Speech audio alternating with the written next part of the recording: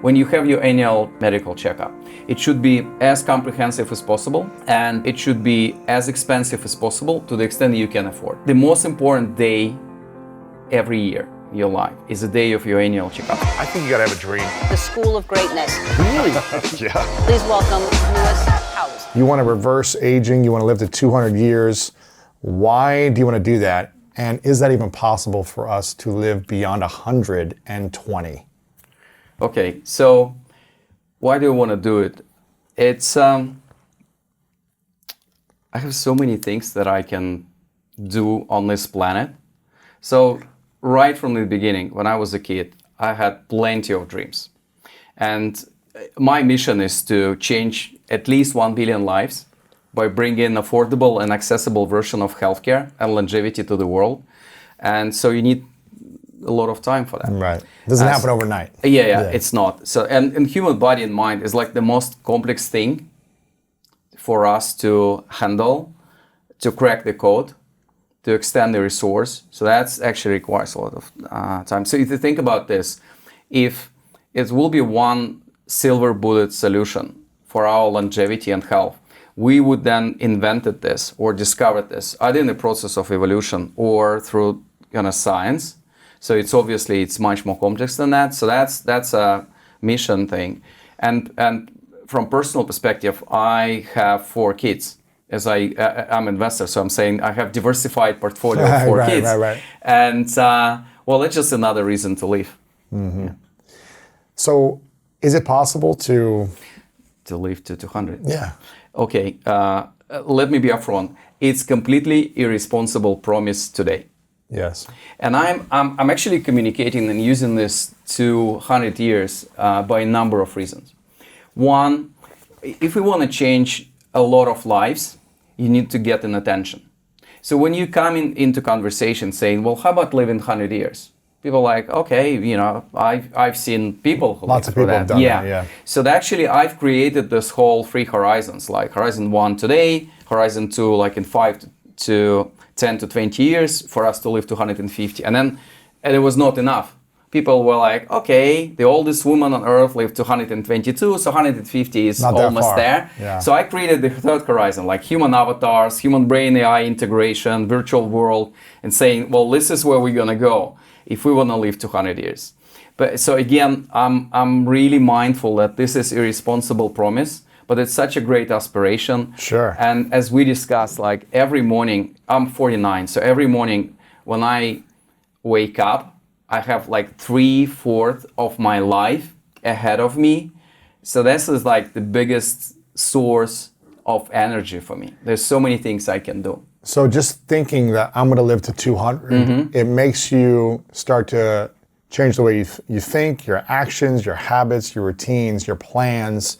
You're not planning like, I'm going to start getting sick in 20 years and then retire and then just sit around. You're like, I've got 150 years left. Yeah.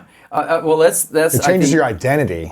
Well, this is the term that we use, your psychological age identity, and obviously by our lifespan and life cycle terms. So if I'm 49 out of my 200, I'm still a kid in a way, right? So the world is full of opportunities for me.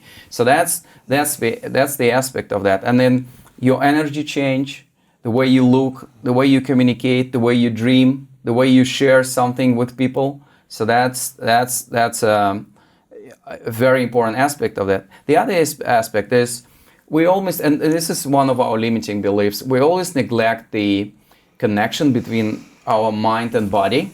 We kind of think it's separate. It's not. So if you start thinking, I'm young, and you have your psychological target age like 10 or 15 years below your calendar age, your body actually start to react and develop itself in a different way. You become more younger, just the chemistry of your So if you look at cells. Biomarkers, right? The studies where we managed to reverse aging, literally at a very small increment still, but it's just a lot of progress. Always had this psychological component, like psychological work stream, when people just think that they're younger than they really is. When they think they're younger, they physically become younger. Yeah.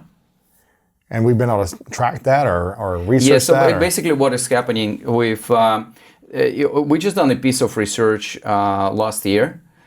It's still pretty small group. But then the psychological aspect of aging, like thinking young, like almost think and grow young. Yes. Just one of the subchapters in the book is always the part of rejuvenation routine. And a lot of studies where we actually trying to reverse aging based on biomarkers that you have, like 44. And what's the best way to think young? What does that look like? Okay. So what's a practice of thinking young? Yeah. Okay. So I can tell only from my own experience. Yes. Well, that's why we're having this conversation, right? How do you think young? Yeah. So first of all, you just need to almost like ignore your calendar age and allow yourself to be younger in terms of your dreams, aspiration, behavior. Just ignore like a social standards for you and social conditions and pressure for your calendar age. And the best thing is just think about the figure. So my figure is 25 years old. Man. The figure. Yeah, like a particular age that you think your psychological This is who target age. I'm this old. Yeah, I'm like 25 years old. Obviously, I'm having my conversation. Well, Sergey, come on, you might look like 35 years old. You're not that young.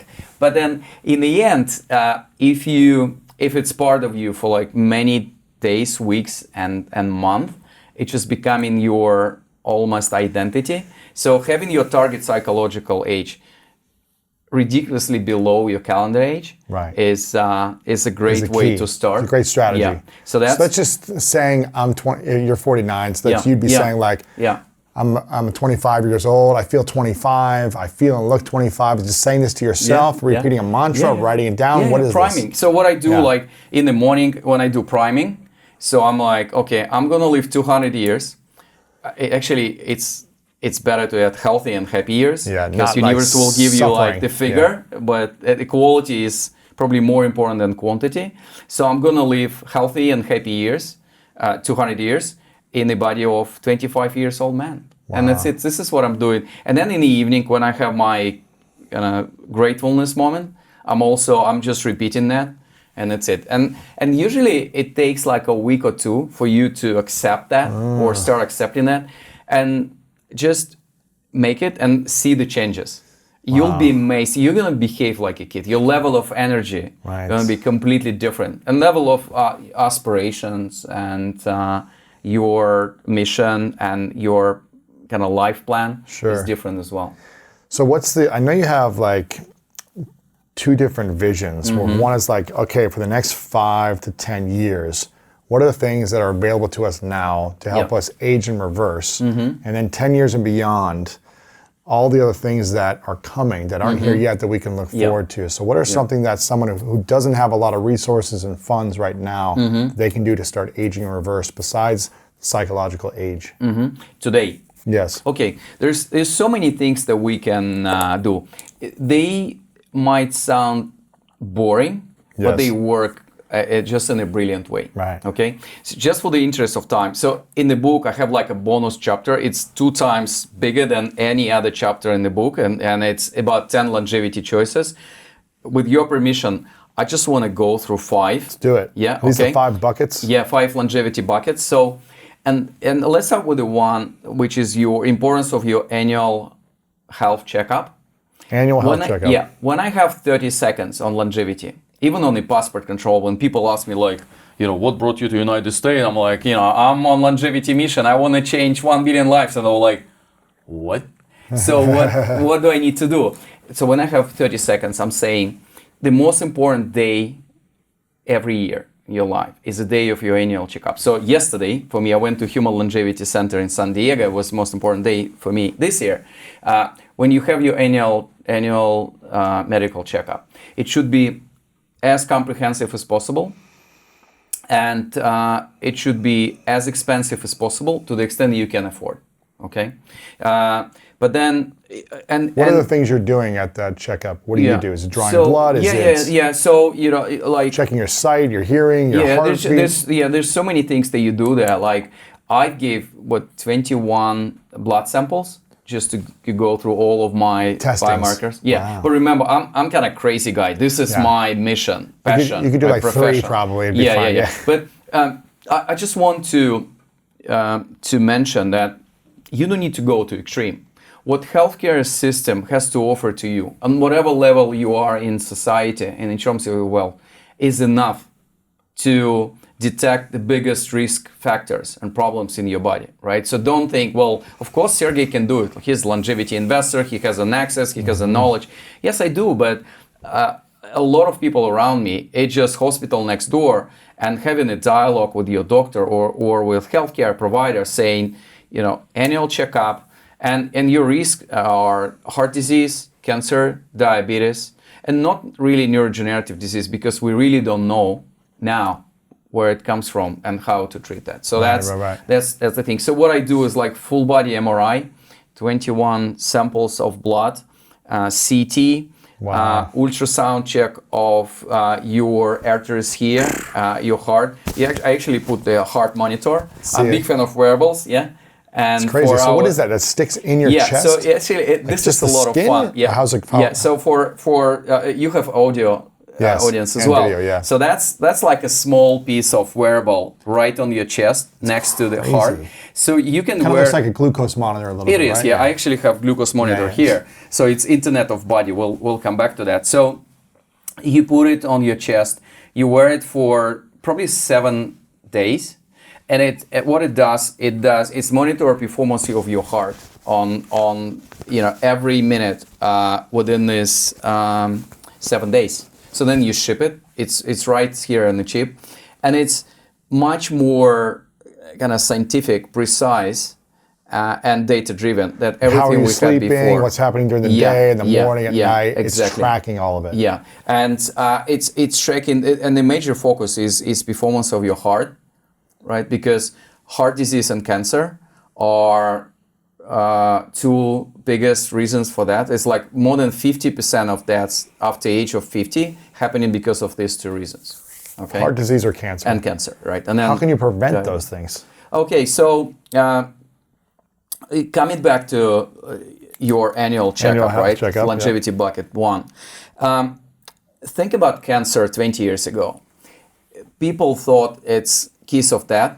People were actually deferring their cancer check, because if you knew you had cancer, you're going to be dead in just a few months. Well, it's not the case anymore. We're right in the middle of winning the war against cancer. It's still very expensive. It's still extremely dangerous disease. But if you detect cancer, and we invest through Longevity Vision Fund, we invest a lot in early cancer diagnostic. Early on, like stage 1 cancer, your chances to recover is 93 to 100%, depending on the cancer type.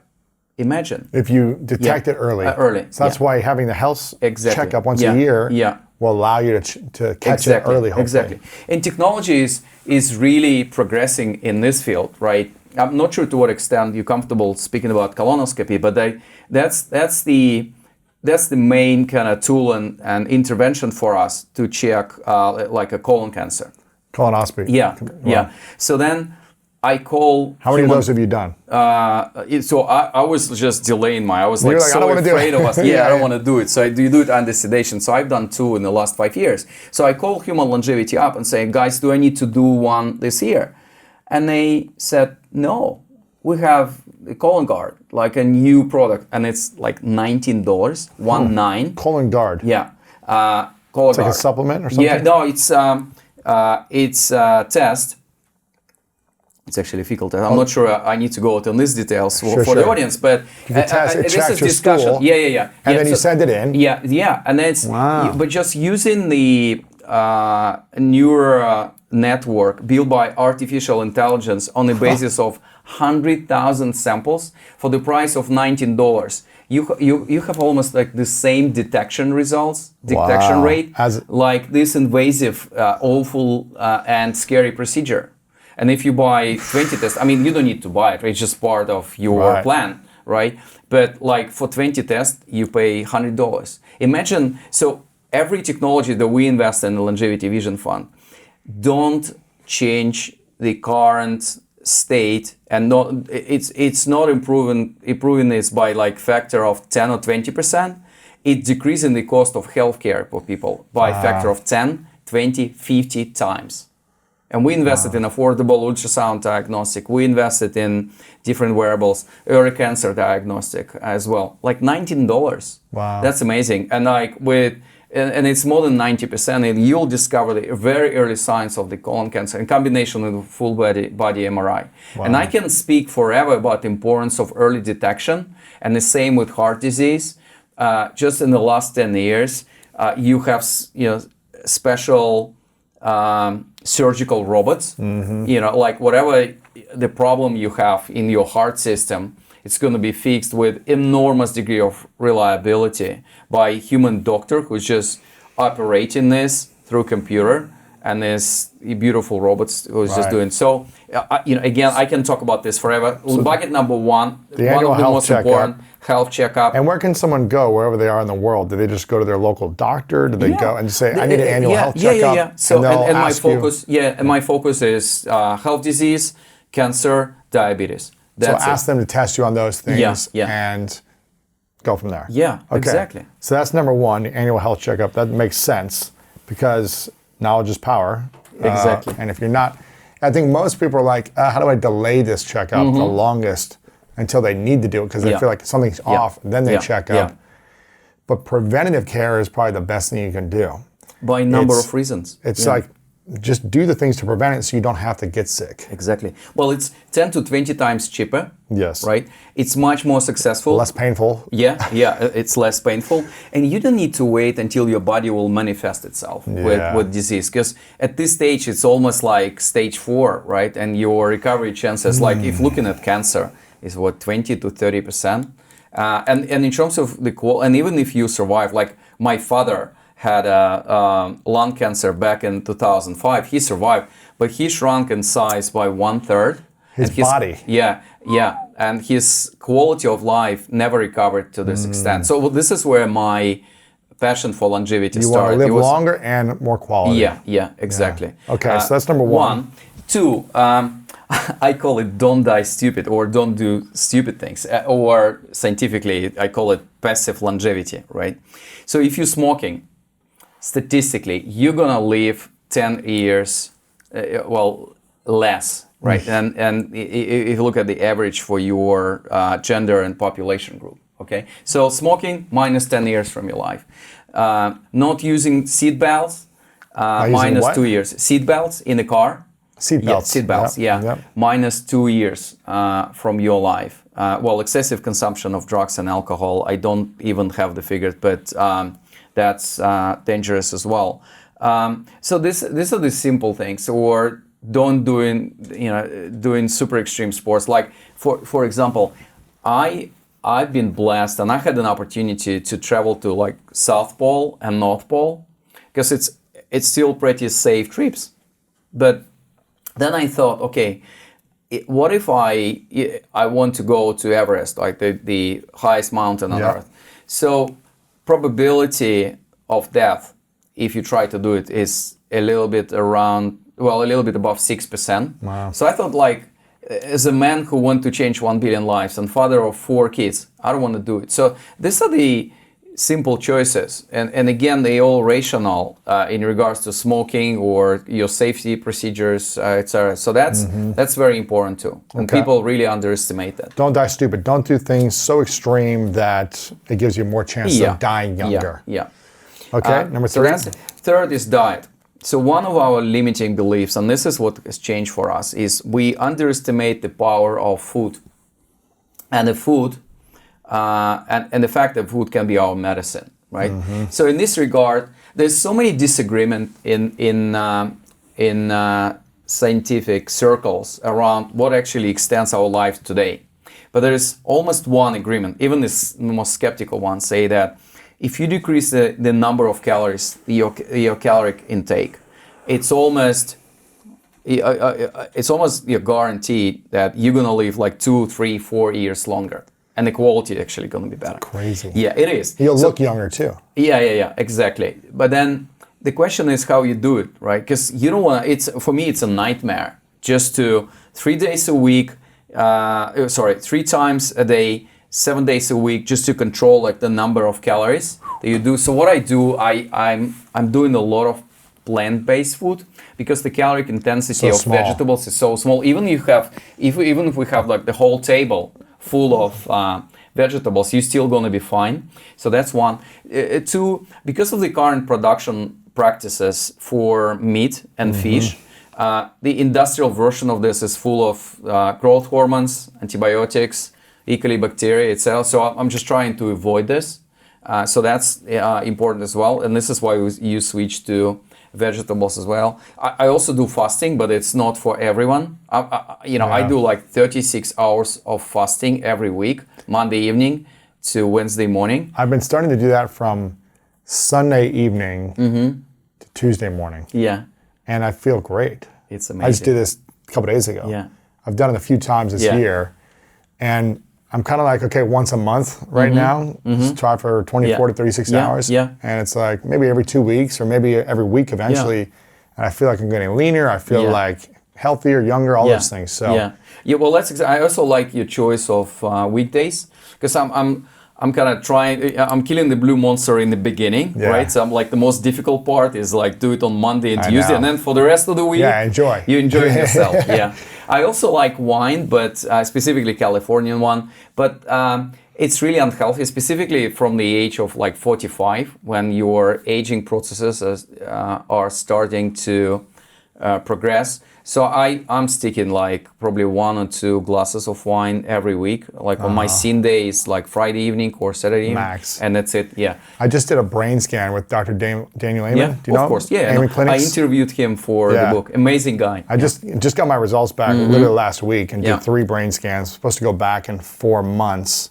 He wants me to he's giving me some supplements and some hyperbolic chamber. Yeah. Did my first one yesterday. I'm doing another one tomorrow. I'm supposed to do 40 Is it with sessions. oxygen? It's at Next Health here. Yeah. And in the chamber. And he said, I asked him, we just had an interview come out with him, but I asked him, of smoking marijuana, cigarettes, or alcohol, which one is worse for the brain? Yeah. And he said marijuana, based on 80,000, I think, scan results. Yeah. Those that had marijuana had far worse brains than those who didn't. He said obviously smoking and alcohol also affected, but marijuana is the worst. And so if we know these things, that smoking, alcohol, marijuana is bad for the brain, bad for longevity, why do we keep doing them? Why do we keep doing it? Look, it's $1 trillion question. I can guess that I do think through evolution, we didn't really have access to all these things. So our body and our mind has never been prepared to tackle the challenge of this kind of over availability of this world, these things. Of the world, right? The so much stimulation, so much opportunities, challenges, adversity, pain, suffering, media. Like it was a much simpler life 100 years ago. Exactly. There was still adversity, but it was like, okay, we're just hanging out with a few friends in the farm. Right? That's it. Yeah, I agree. And we've never been, well, that's why I talk about discipline and the unit and longevity, because otherwise your body through centuries, through million years of evolution has not really been prepared to handle all this stress and all these choices. Wow. That's probably the shortest way to answer that. Okay, so that's diet on the is diet. huge. And also the final, that was 3, right? Yeah. 4? Final piece on the diet is the importance of like take out the sugar drinks. So like we're drinking water today, so that's super important. We have way too much sugar that we should and we can process in terms of how our body works. The 4th is physical activity, and we have a funny view on physical activity. So, I mean, as humans, everything is like black and white. Everything is binary, extremes. So it's a group of people just sitting and like watching football on TV. The other group of people are, okay, I need to run a marathon. Yeah. But there's so many things in between. Like the easiest thing you can do is just like wear your Whoop or a Fitbit or Apple Watch and count the steps. 10,000 steps a day is enough actually to to transform your metabolic state, right? To support your longevity, like a healthy state of your body. If you look at science, starting from 6.5 thousand steps or 7,000 steps is actually enough. Then it's a plateau. But you usually say like 10,000 steps a day because we tend to under-deliver in terms of our target. And it's very easy. It's gamified. You can have immediate feedback, like a badges, congratulations, prizes, and that's the whole thing. I had an interview with Adrian Gore, the founder of insurance companies. They are, I don't know who's their partner in the US. In the UK, it's Vitality UK. They started from South Africa, and like the only option and tools and resources they had to make people healthy is lifestyle changes, because of the way the country was run and how poor they were. Like it was like the only thing that they did, and they work a lot with guys like Apple, with Fitbit, just to make a change in your health through giving you different stimulus to do physical activity every day in form of steps. So like if you do every week, if you complete your 7 goals, you get like a cup of coffee from Starbucks. Every 2 weeks is, I think, tickets to the cinema. Right. And then, but then the funny thing, you'd be amazed how many things that we can do for free cup of coffee from Starbucks. Like, I'm gonna go do this for an hour. Yeah, exactly. So that's the thing. So gamified, and then obviously on top of that, if you can, you should add stretching. You should add like a cardio exercise, because this is the best training for your heart and vessels. And remember, it's one of the top risk for death. It's heart disease and cancer. So that's super important as well. And also heavy lifting. What I've heard, I've seen the study actually, that people who are professional, like heavy lifters, they have zero problem in any stage of their life, even during the old stage, zero problem with joints and bones as well. I don't know how it works, but it's really amazing. So that's fourth. That's your health. Everything. I mean, there are some heavy lifter bodybuilders who have destroyed their bodies. So if you're an extremist with it, obviously it's going to shut your body down. But I think the science behind it is just like the resistance training, the heavy lifting is increasing bone density. It's like it's doing all these things for your body. And muscle burns fat, so it's like helping you keep the fat off, which is helping you stay younger and all those things. So that's physical activity. Number 5. Yeah, number 5, I call it peace of mind. And as we discussed, every time we think about health, we kind of defer to and we focus on physical health. And I do think we underestimate the importance of the mental aspect of that, because if we want to live longer, we want to live in healthy and happy state. So that's important. And that's a lot of simple things like sleeping. My rule is huge. 8 hours in the bed, 7 hours of sleep. So that's what I... Resting for an hour, sleeping for 7, yeah. So that's what I do. I might fall asleep earlier, but then I don't want to mix that. Time in the bed is not always your kind of quality sleep time. Then meditation is very important. The problem, you just mentioned how difficult and destructing this world is. So by this means, we all probably have very high level of cortisol, the stress hormone. Yes. And the way Mother Nature constructed our body, it's actually meant to be like a spike. So you see a bear or something dangerous in the forest, you have a spike of cortisol, the stress hormone, you run, and then if you're lucky, in 10 or 20 minutes, then you can actually relax and your cortisol level goes down.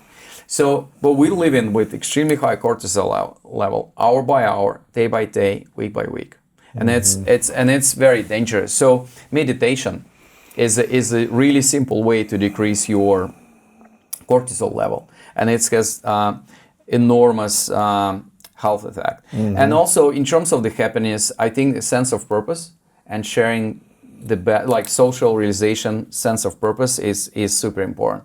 And again, as we discussed pre-show, if you think about like religious leaders or people who have a big mission in life, they tend to shine more, have more energy, and live longer. So Yeah. Having a meaningful purpose. Yeah, exactly. Yeah. A meaningful purpose. Going back, so those are the 5 out of the 10 Yeah. buckets. Going back to the psychological age and social, I guess, pressures or social norms. Yeah. Something my father did as a child growing up is he would never celebrate my birthday. And I remember all the other kids in my class would have birthday parties, cakes, balloons, presents, all this. Yeah. It was like this big celebration. My birthday comes around, nothing. I got no gifts, no parties, no nothing. It was just another day. And I remember after like a few years of this, once I realized at like 5, I was like, oh, I'm not even, and then it was like 7 and 8. I was like, Dad, why don't you celebrate my birthday? What's like, do you not love me? I was like, sad. Yeah. And he goes, son, we celebrate you every day, but I don't want to put emphasis on your age, on how old you're getting, because I've seen so many people focus on their age and be held back mentally and emotionally, physically, by how young they are or how old they are. And so we never celebrated it. And I was like, Dad, but we can still get like a cake or something, and have like presents. But he was like, I just don't want you to be limited by your age, by focusing on time as a factor that's an importance for you that could hold you back. And I thought it was, after of like the sadness of it, I was like, this makes sense. And I grew up feeling just like, it doesn't matter how old I'm getting biologically, right? But psychologically, I'm staying young and healthy and fulfilled and fun and joyful. I'm expressing myself like a child. And therefore I feel young. And so, and I never feel like limited because I'm like, oh, I'm 38 biologically. So it's like, I can't do this. Or it's like, no, you can still do whatever I want. Oh yeah, that's a great story. I mean, it's obviously a little bit painful for the kid, if I can imagine. But that's a great lesson. But it's kind of a great habit. It's breaking down the social norms of like how to put emphasis on our age. Yeah. And how, okay, now you're a big milestone, 30. Now it's 40. Like, oh, you're getting over the hill. It's like saying these things, words have meaning and start to psychologically affect us. Like, now I'm middle-aged. Okay, so you only got half your life left? What does it mean? Yeah. So it's all downhill from here. It's like the words we use transform our mindset, which affects our physiology. Exactly. You also touched on a very important topic of how society and our life will change if we all gonna live much, much longer. Whether it's 150 years or 200 years as well. And then I think the biggest mindset shift that we need to do is that our life will consist of several beautiful mini lives. Okay, so mini lives, seasons. So, yeah. Well, that's a great metaphor or way to call it. So then, every 10 to 20 years, we will have an opportunity and a pleasure of changing career, right? Or start to do things that you always were dreaming of doing. So that. I do think it's important to recognize, and we always be on this trajectory of redefining ourselves, and I do think it's very soon now it's going to be a social norm to make a lot of changes in your life in terms of education, career, even purpose, even a dream, every 10 to 20 years. Well, that's one of the things to grow young, but also I think it's a necessity in a world where our lifespan will go beyond or well beyond 100 years. Yeah, that's cool. I'm curious about environment and weather. How does that play into age and aging or staying young? Do people that live in extreme colds live longer? Do people live in extreme hots? Is it more mild temperature where they live longer? Do we have any research around this? Yes. So, and this is very interesting actually. So every time we're talking about extremes, it's not really great. Yeah. Either side. Yeah. So if you like in the middle of Africa, right, and always under the sun, it's not that great because what it does, it's actually speeds up like the aging processes in your body. Skin and everything. Yeah. Well, the other extreme, if you are like really up north, then the body has to work so hard to stay warm. So that's one. Well, the other thing is you are deprived of sun because it's like 6 months of Yes. Vitamin D, of polar night and 6 months of polar day. You don't have like a vitamin D, which processed naturally in your body, and also you usually have certain limitations in terms of your access to nutritional food.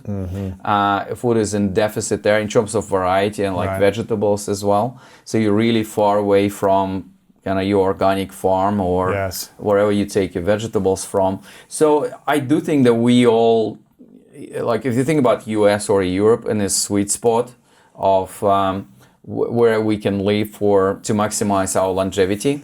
I talk about this in the concept called longevity revolution. I do think, and I say there's 7 signs of longevity revolution just for communication purposes. And first sign for me is that I want you and all of us to watch out how longevity friendly our environment is becoming. So like China and India added 10% of their timberlands in the last 10 years. Or driverless cars. They added what? Timberlands, like forest area. Okay. Yeah, forest area increased, right? So that's... Why? Is that for oxygen? Is that for nature? Yeah, well, that's because, I mean, I think making sure the world is becoming better, right? And fighting global warming is on everyone's agenda. And like these countries, they kind of thought, okay, if we will increase the timber like a forest land, that's going to help to solve a problem. The other sign is like driverless cars. So if you are, I was about to say if you're driving driverless cars. So if you are in a driverless car, your chances to get in severe accidents or die is actually 10 times smaller. If you're not driving the car. So if it's driven by a computer. Is that out there yet? I mean, there's the Tesla that I have has self-driving, we get but you're in there. still... We get in there. It's just a matter of in the next, because, I want to prepare all of us, not only for changes that we just discussed for today, but like, you need to stay on longevity bridge. In the next 5 to 10, 15 years, you need to be healthy and happy to make sure you enjoy the benefit of all these technologies which are coming. That's not too late. So I call it Horizon 2. So we will discuss that as well. Yes. But then driverless cars, so that's a natural choice. So you just decrease mortality rate by a factor of 10. Wow. Isn't it amazing? Or plant-based meat or lab-grown meat. Well, that's just another caloric restriction intervention, if you think so. I'm actually very hopeful and positive about the fact that right now we have a choice whether you go for like a usual meat or plant-based meat as well. And I'm not religious about being vegan or vegetarian. I have plenty of friends who are gonna have this habit, but obviously all these changes in the environment contributes to our ability to live longer and enjoy our life. In fact, I'm doing a lot of pro bono programs called Longevity at Work with largest corporations on earth. I don't want to use their names. And again, everything I do in longevity is me sharing the best of me, so I do it for free. But what we do, we create longevity bubbles, like a longevity enabling environment in their offices. So people use the stairs, there's healthy food in canteens and vending machines. They all have wearables, and then week by week you just compare this department with this department, this state with this state as well. They have, and right now you have so many apps for like meditation, for smoking cessation, and an annual checkup is a part of so many health plans. So you just need to have like a good focus on that. Yeah. So this is what we do. It's just another way for you to improve your longevity chances, to make sure you're surrounded with healthy choices, rather than you opening out your fridge and it's like alcohol and chocolate. I love all of this, but it's just not really healthy. We are not prepared to handle these choices on a regular basis by Mother Nature. Yeah. What do you think is the perfect temperature to be at? If you're like 75.2 degrees is like year round, or is it good to have some seasons. Yeah. Where there's like some cold months, some hotter months, some milder months. What do you think about temperature? So if you look at distribution of lifespan all around the blue world, zones. yeah, What are the temperatures? yeah. So if you are this not on the extreme side of the Earth, like not on equator or not in the North Pole, the biggest determinants of your lifespan is actually not the climate, but your access to healthcare.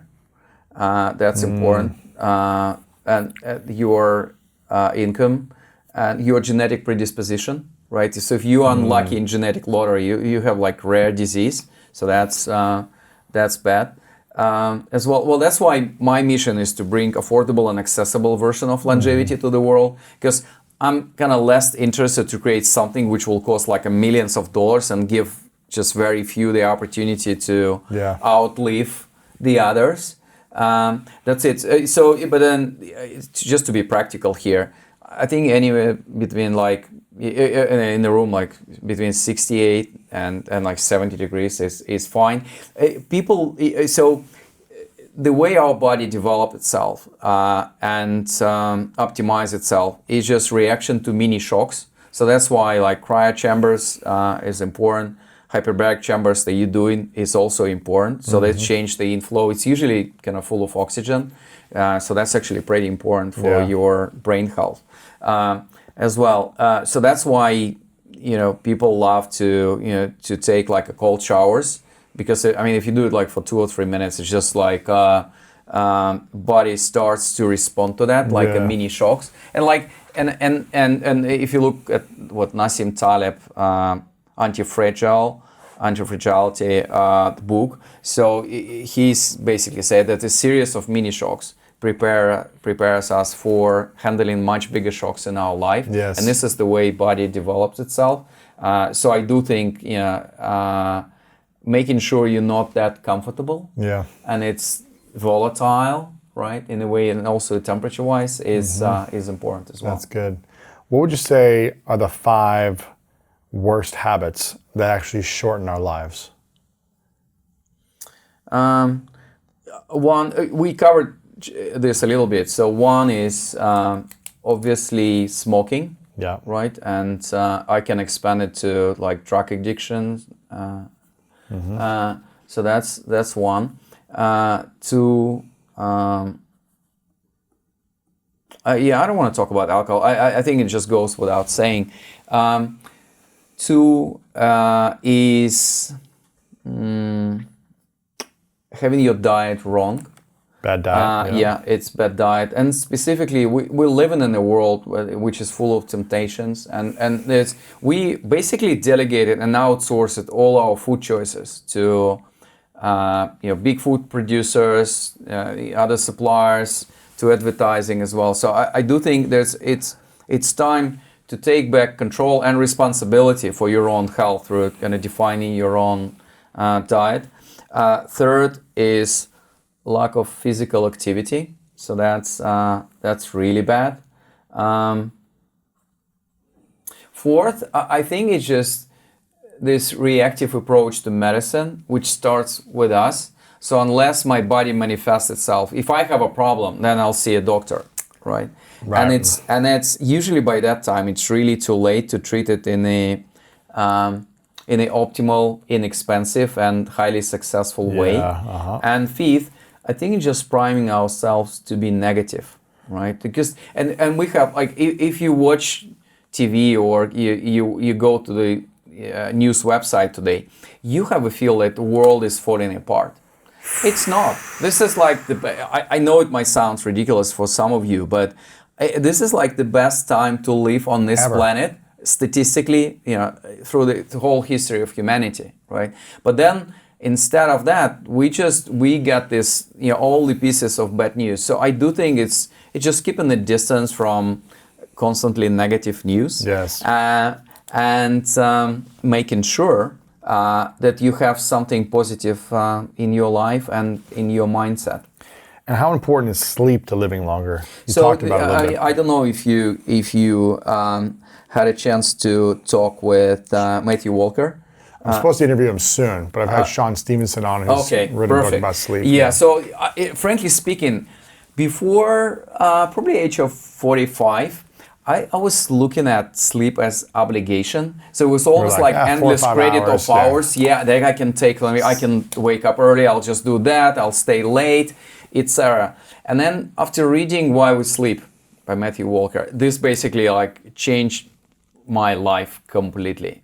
So I do think it's super important by a lot of scientific reasons. And I obviously know, I have a lot of friends who run like longevity and human performance optimization clinics all around the world. So there's a guy called Dr. Jack Radel. So first time I met him, I'm like, so what's your advice?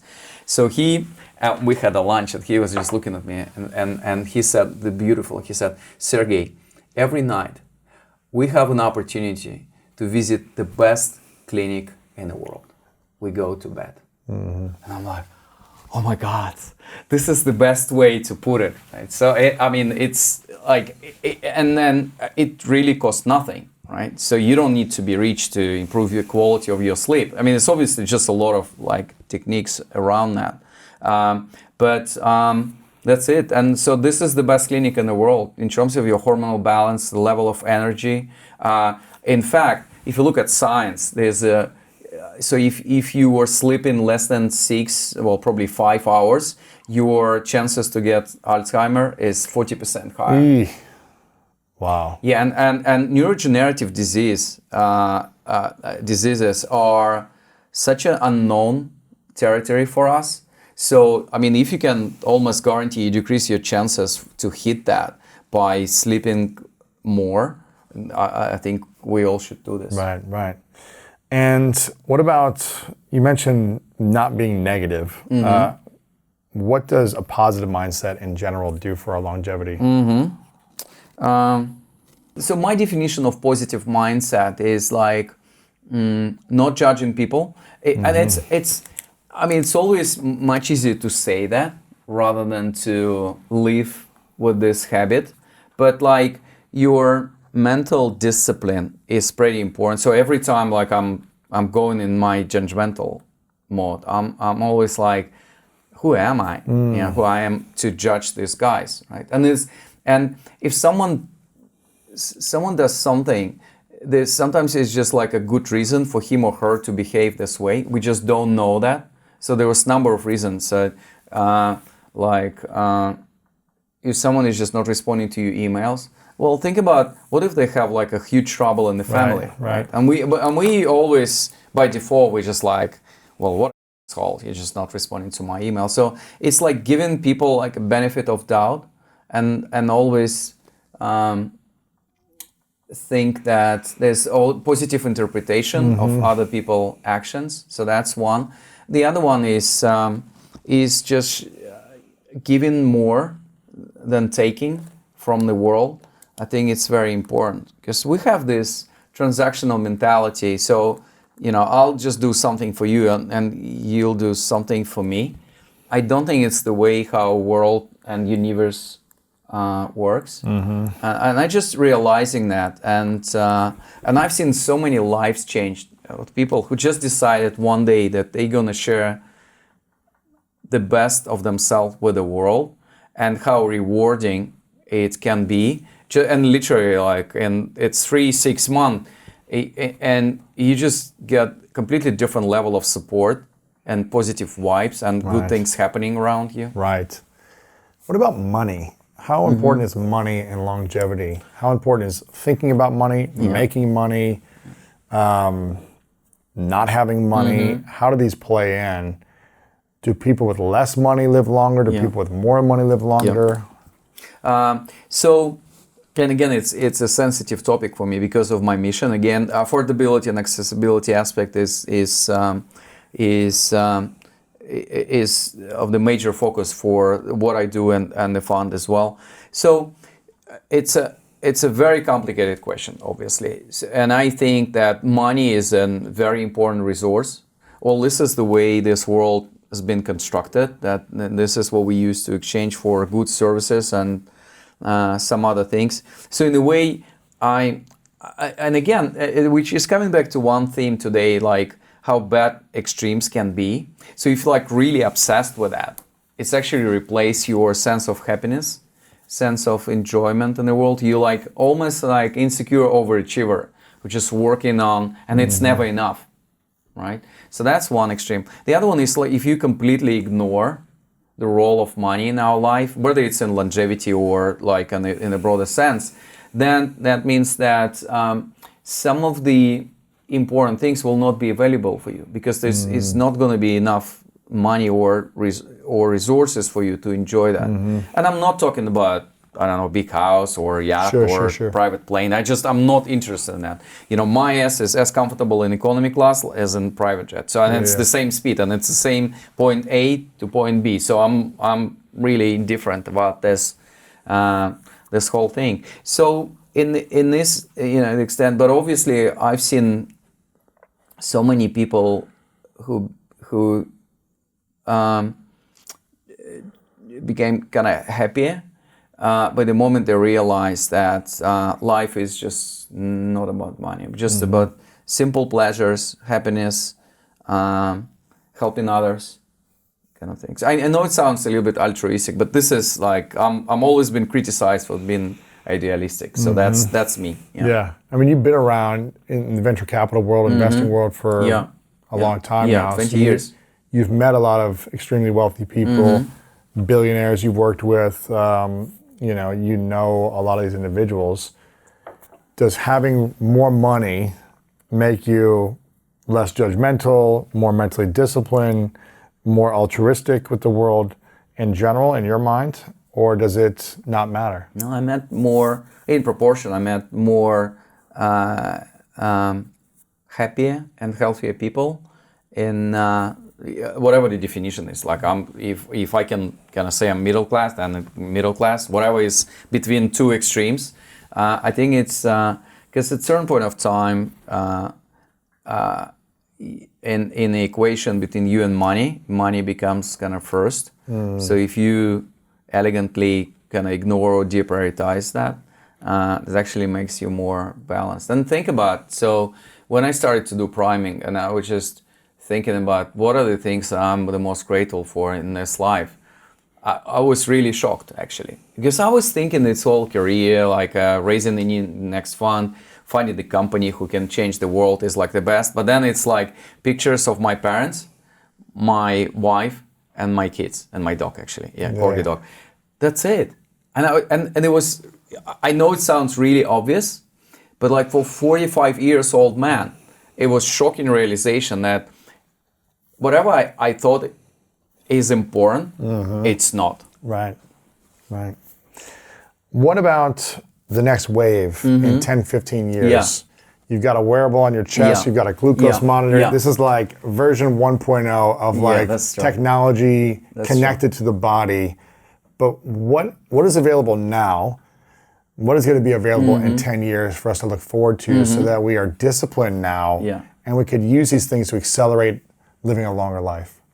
Okay, very interesting question. There's glucose monitors now. You can track like your blood sugar, your spike in your food. You've got this heart monitor that's in your chest right now. What else do we have right now? Okay, so what I'm going to do, so I call it Horizon 2 of longevity, and Horizon 2 is about what are the technologies and scientific inventions that we're going to see and enjoy in like 10, 15 years time, 5, 10, 15 years time. But what I want to do, I'm going to talk you through like the three biggest areas for the change. But I'm going to be using examples from today. Okay. So one is genomic medicine, or like gene editing or gene engineering. Gene editing. Yeah. So then there's so many things which is happening in this field. And if you want to pick up like one technology and one piece of science which would fundamentally change us as humans, is actually genetics, right? And our ability to influence that, reprogram that, etc. In fact, I do believe that in 10 or 20 years' time, science and technology is going to be there.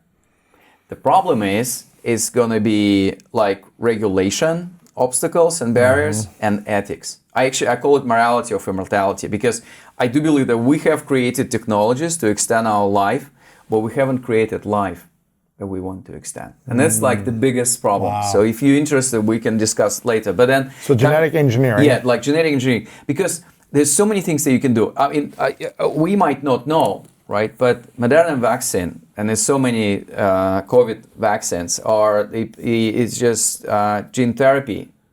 Gene therapy. Yeah. So that's actually that's how close we are. Like 10 years ago, you can help like tenfold of people, like people who suffer from really rare genetic disease with the technologies that we had 10, 15 years ago.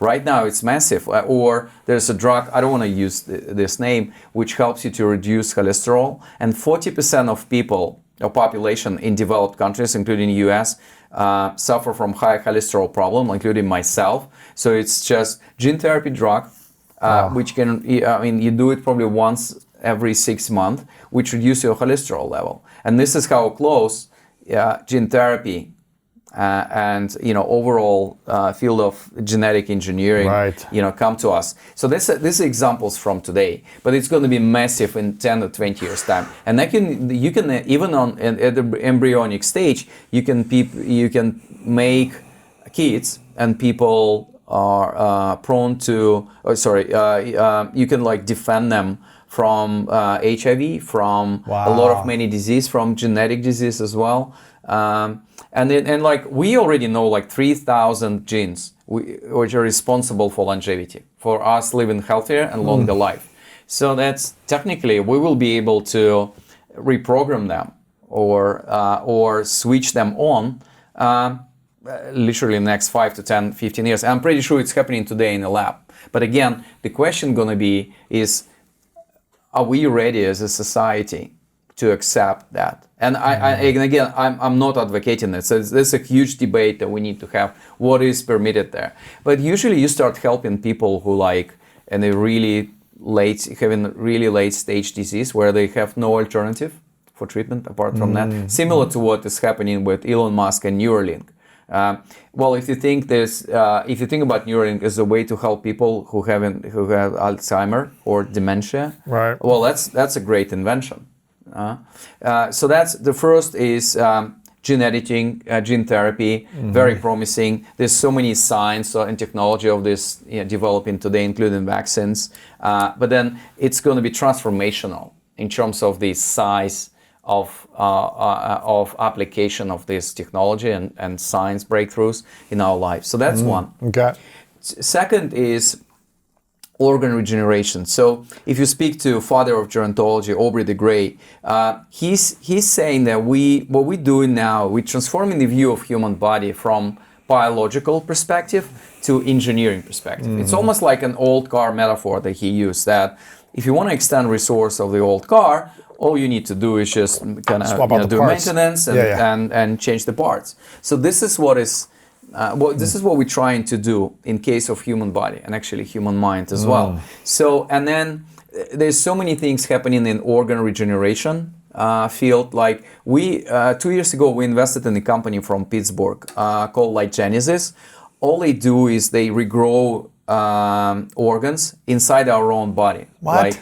Yeah, so then That's crazy. I think it's crazy. Yeah, and they're starting human trials next month. That's crazy. Yeah, they just have FDA approval. So what is happening? Oh my gosh. So in today's environment, if you have a problem with liver and you need to have a liver transplant, you wait 6, 9, 12 months. Some people die because they couldn't really last that long.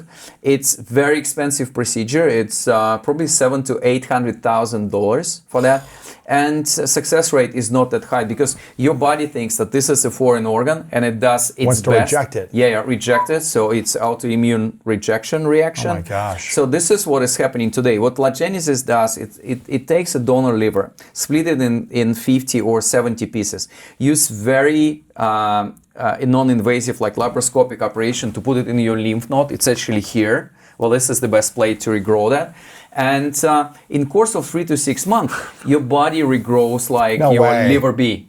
And then you remove it and put it in? No. It stays there. And look, our body is just piece of art, right? So and it takes as much work from your damaged liver as possible, and that's it. You just live with that. Wow. So they've done it with mice, dogs, monkeys, and again they just got it with 100% success rate, 100%. gosh. And they just got FDA approval to start human trials. So it's not even like 10, 20 years from now. It's like this is 5, happening 7, today. 3, 5, 7. But then imagine how many lives that we can change there. Save, yeah. Or Martin Rothblatt, amazing woman, the founder of United Therapeutics. They work with like 3D printed organs. Yes. They work with xenotransplantation, just taking organs from like other animals, human-like animals like pigs, etc., and helping people who's just gonna die without that, right? Without that help. And there's so many technologies that she's working on. So it's just brilliant. And in the end of the actually, the funny thing that like the most difficult organs for us to recreate and replace are heart and brain, and probably for the good reason. But well, this will come in the next 10 to 20 years. Yeah, so that's crazy. we're going to supplement this with like computer brain integration interface. Anyway, so that's the second piece, like organ regeneration, and then third is longevity in the pill. We're so used to the model of medicine when we just taking pills, and I kind of respect that. I actually think it makes sense. So we already have quite a few drug candidates for us to be able to use them as longevity drug, because right now if you go to like Walgreens or CVS and you ask like a drug against aging, they would think you're crazy, or they would send you to cosmetics or to supplements. And this is counterintuitive, right? Because your chances to get disease like your heart disease, cancer, diabetes is exponentially increased with age, usually after the age of 50 or 55. So that's why is that? So obviously, we're looking at few trials like TAME trial done by my very good friend, Professor Nir Barzilai, when they take in generic drug called metformin, who's been there for 50, 60 years, very safe, and they start in the trial with 5,000 people to see if there's actually any positive effect on their lifespan and health span. And I think statistically, I do believe that metformin, we will prove that metformin can extend our life by 2, 3, even 4 years. But please don't rush to kind of pharmacy or your doctor asking them to prescribe you metformin. You need to stay on longevity bridge. But then in 5 years' time, we'll have more different candidates for longevity drug. And I always kind of try to remember these funny things, interesting things about different longevity treatments and interventions. So they do in a study with like 5,000 people with metformin. And you know that in every study, a certain group you do metformin, right, and the other one you do placebo. So placebo for this study was more expensive than metformin itself. Wow. This is how cheap this whole thing. And this is actually illustration that not everything that, and it's not a good excuse saying like, I couldn't really afford this, and this. There's so many lifestyle changes or the simple things metformin we will be able to use in a very near future to change our life and to improve our health. That's exciting. And there's going to be new. You think there'll be new devices as well that we're connecting with our bodies? Yeah. So my concept called Internet of Body, and I'm not saying this is my thing, right? I think it's natural. Sure, it's just like logically you expand the Internet of things concept to Internet of Body, and but we all gonna be connected. In many ways. So think about this Zeo patch right on my chest. So what it does right now, it puts everything like 7 days data and nights as well on chip, and I just ship it to the company. In the next 3 to 5 years, we're gonna be direct transmission of the data in my electronic health record database, and that's it. And the same with glucose monitor. Watch out, Apple. Apple has enormous ability to disrupt a lot of things. And when people ask me about the future of healthcare industry, I'm actually saying that the biggest change will come not from old players doing new things. The biggest change will come from new players doing completely new things. Wow. And like if you listen to Scott Galloway, Professor G, he's saying, so if Apple want to add another trillion or two to its market capitalization, there's only 3 avenues. So it's Healthcare. education, healthcare, and automotive, like cars. So that's it. So, and then I just seen a report a year and a half ago, I think it came from Morgan Stanley, that Apple might generate half of its revenue from healthcare by the end of this decade. Imagine that. We don't know if this is happening or not, but obviously we tend to think that our wearable is like, help us to count a step, but it's already personalized healthcare devices. There's so many things that you can do with that. And all they need to add is like your glucose monitor there and blood pressure monitor. So that's going to be like 90 to 95% of data you need to measure on a regular basis. Crazy. So that's why, I'm fan of the different wearables, but I switched to Apple Watch because that's like probably the biggest and most promising platform in terms of personalized healthcare as well. And then, funny enough, what was this? Okay, so it was a study I was just looking at from last year that 30% of the world data is healthcare data. Imagine that. And well, the other funny things, I'm full of anecdotes, that I think it was in UK, like a national healthcare regulator recently prohibits the purchase of fax machines for healthcare providers and hospital. Imagine, it's 2021. When was the last time you've seen fax machine? I'm not even sure. Yeah, but then it's still like 70% of the data exchange happening in form of fax. Wow, that's crazy. So what are we talking about? That's why it's important to be digital. It's important to embrace the concept of Internet of Body, and it's like as preventive as possible. So it's going to be, I guarantee it's going to be 10 to 20 times cheaper for you, for your healthcare provider, if you do that. I'm loving this stuff. This is some great information. You got a lot more great data in here that people should check out. The Science and Technology of Growing Young by Sergey Young. Make sure you guys check out the book. I've got a couple final questions for you. This question is called The 3 Truths. I ask everyone at the end. So I'd like you to imagine you're 200 years old and it's your last day. You finally got to turn the lights off. Right? You made it, but you got to go to the next place. You got to leave your body, whatever happens with your mind, but let's say it's over. And for whatever reason, you've accomplished every dream. The billion lives you're changing, you're writing books, you're doing whatever you want to do, you're living those dreams. But for whatever reason, you've got to take all of your written words with you, all of your content, your work, the information you put into the world, videos, whatever, got to go with you to the next place. So no one has access to your information anymore. This book and everything else is gone. Hypothetical. Interesting. But you get to leave behind 3 things you know to be true. 3 lessons you would leave with the world. And this is all we would have to remember you by. What would you say, Sergey, are your 3 truths? First, there's only love. If people are mean to you, not supportive of you, being judgmental with you, discouraging you, giving you a hard time, you need to love them unconditionally because they are in search of love. This is what they strive for. This is what they're missing in their life. This is their way to cry for help. So whenever you think someone is really been bad for you, you just need to transform it into understanding that this person needs help. And it's now your responsibility to give him or her as much love and support as you can.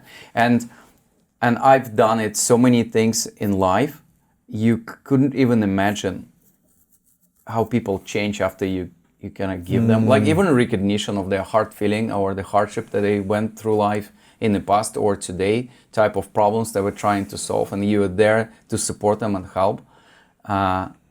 So that's going to be truth number one. Okay, number one. Truth number two is you need to embrace as much no's, in opposite to yes, that you receive. So we live in a culture where no is like a shame. We take it personally.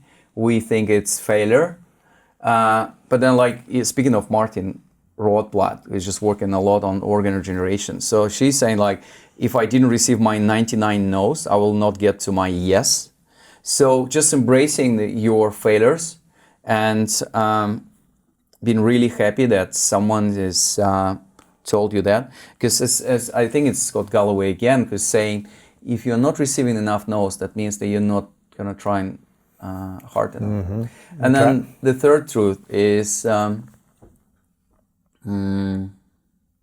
the only person in this world that you're competing with is just you. Okay, so no matter how strong or weak you are in any areas, your mission and your happiness will come from every day trying to be like even a little bit better version of yourself. This is the most fascinating mindset that you can have. Well, it's beautiful. I don't think I've heard those three in that order, so that's great. Thank you for those. How can we support you? Where can we follow you online? I think the easiest way is to go to sergeyyoung.com, and we have a beautiful newsletter. There's a lot of newsletters in the field, but what we're trying to do, we translating science of health and longevity in very simple words. So it's kind of engaging, but also interesting, because there's so many confusion in this space. So we're trying to be as science-based as possible. Okay. You can even like download the free version of chapter from the book. It's my favorite chapter called Morality of Immortality, about how our world and we should change by taking responsibility for our own health and the health of the planet. On our own shoulders. So that's probably like the easiest way to follow me, or like Instagram or LinkedIn. Sergey Young on Instagram as well. Yeah. Perfect. SergeyYoung.com. Check out the newsletter, Instagram as well. Get the book, The Science and Technology of Growing Young. Make sure you guys check this out. Final question for you before I ask it. I want to acknowledge you, Sergey, for your mission. I think having the audacity to live to 200 is a big mission and a dream that can at least inspire people to live longer. Maybe they don't want to live that long, or maybe they can't think that big, but maybe they say, you know what, maybe I get to 100, 105, 110, whatever it is for them. So I acknowledge you for your youthful energy, your maniac on a mission, research, and you're investing in these technologies to help it be more affordable for the rest of us to live younger. I appreciate and acknowledge you for that. My final question is, what is your definition of greatness? Definition of greatness. Well, my definition of greatness is you are great when you're helping other people to be great. That's it. There you go. That's like the only thing that we need to remember. Sergey, thank you very much, man. Thanks, Love Liz. it. Thank you. Let me know some of your biggest takeaways in the comments below, and make sure to share this with someone you think needs to hear it. And stick around for more inspiring content coming up right now. Two types of information in our cells. One is the genetic information that we get from our parents, of course, DNA. But there's another level of information that's just as important, but we just don't talk about it. It's called the epigenome, which is the instructions to tell the cell which of those 23,000 genes to read. And if you read the right ones at the right time, you'll be a nerve cell or a skin cell. Because you don't want to read all 23,000 at once, so that doesn't work. Doesn't work. So the epigenome is like the pianist that plays the piano. And what we think we've figured out is that aging is that the pianist becomes demented. Demented. Just can't play the tune right anymore. Interesting. The wrong genes come on. What is that called? The pianist? What's that called? The demented pianist? What's it called? The epigenome. The epigenome. Okay, so the epigenome becomes demented. Yes. Loses function in some way. Right, and we can cause that to happen. One of the main reasons that it happens, we think, is chromosomes break every day, 1 trillion times in our body every day. And in the process of having to open up the DNA and fix it and put it back together, the epigenome gets messed up and we lose the ability to read the right genes. So how do we stop it from breaking? Well, you can't always prevent it. Start by not smoking. Start by not getting burnt by the sun. Really? Yeah. Don't be in the sun for too long? No. I mean, we know that ages your skin. Any Australian will tell you that. What about like, what's the amount of time we should be in the sun without aging? Or does it always have sunscreen on at all times? Isn't that have chemicals that affect the, I mean. Yeah. There are some people who will tell you that 0 is the best. 0 sun? Well, that's what some people say. Isn't vitamin D supposed to help you live longer too? Well, yeah, they would say to take a supplement instead. But I'm not. This is human nature, right? Like sun, for me, it makes you feel good, a bit of UV. But you don't want to overload the body. It's very easy to overdo it. And so 10, 20 minutes in when the your sun. skin's starting to tingle, don't get red. But in Australia, we used to pull pieces of skin off our. Like blisters, right? Yeah. Yeah. So I've only been burnt maybe once or twice in my adult life, for good reason. So don't stay in the sun too long. Right. Unfortunately, it ends up, you look white and pasty, but for Caucasians anyway. Right. But that's the price you pay. If you suntan a lot in your 20s, by the time you're 40 or 50, you will look about 5-10 years older. Okay. Now, it's not all about vanity, but skin cancer is also an issue. So yeah. in Australia, we learn a lot about that. Wow. So you can be in the sun, just put protection on is what I'm hearing. That's right. It's like, or just stay inside all day. Yeah, no, put protection on. I mean, it's like enjoy Mother Nature. You can go to the beach. You can go on hikes. Just wear a hat, put sunscreen on your face, your arms, your hands, right? Right. Okay. Okay, cool. Yeah, you got to go outside for sure. I mean, otherwise, what's life? Point of life, living yeah. there? Okay. Now, I just did this trip to Poland with Wim Hof. We're with a group of guys where we did this intensive breathing and ice therapy training, where we were in the ice for 10 minutes up to our neck, breathing and exposing ourselves to the cold. We also hiked 4 hours in a mountain.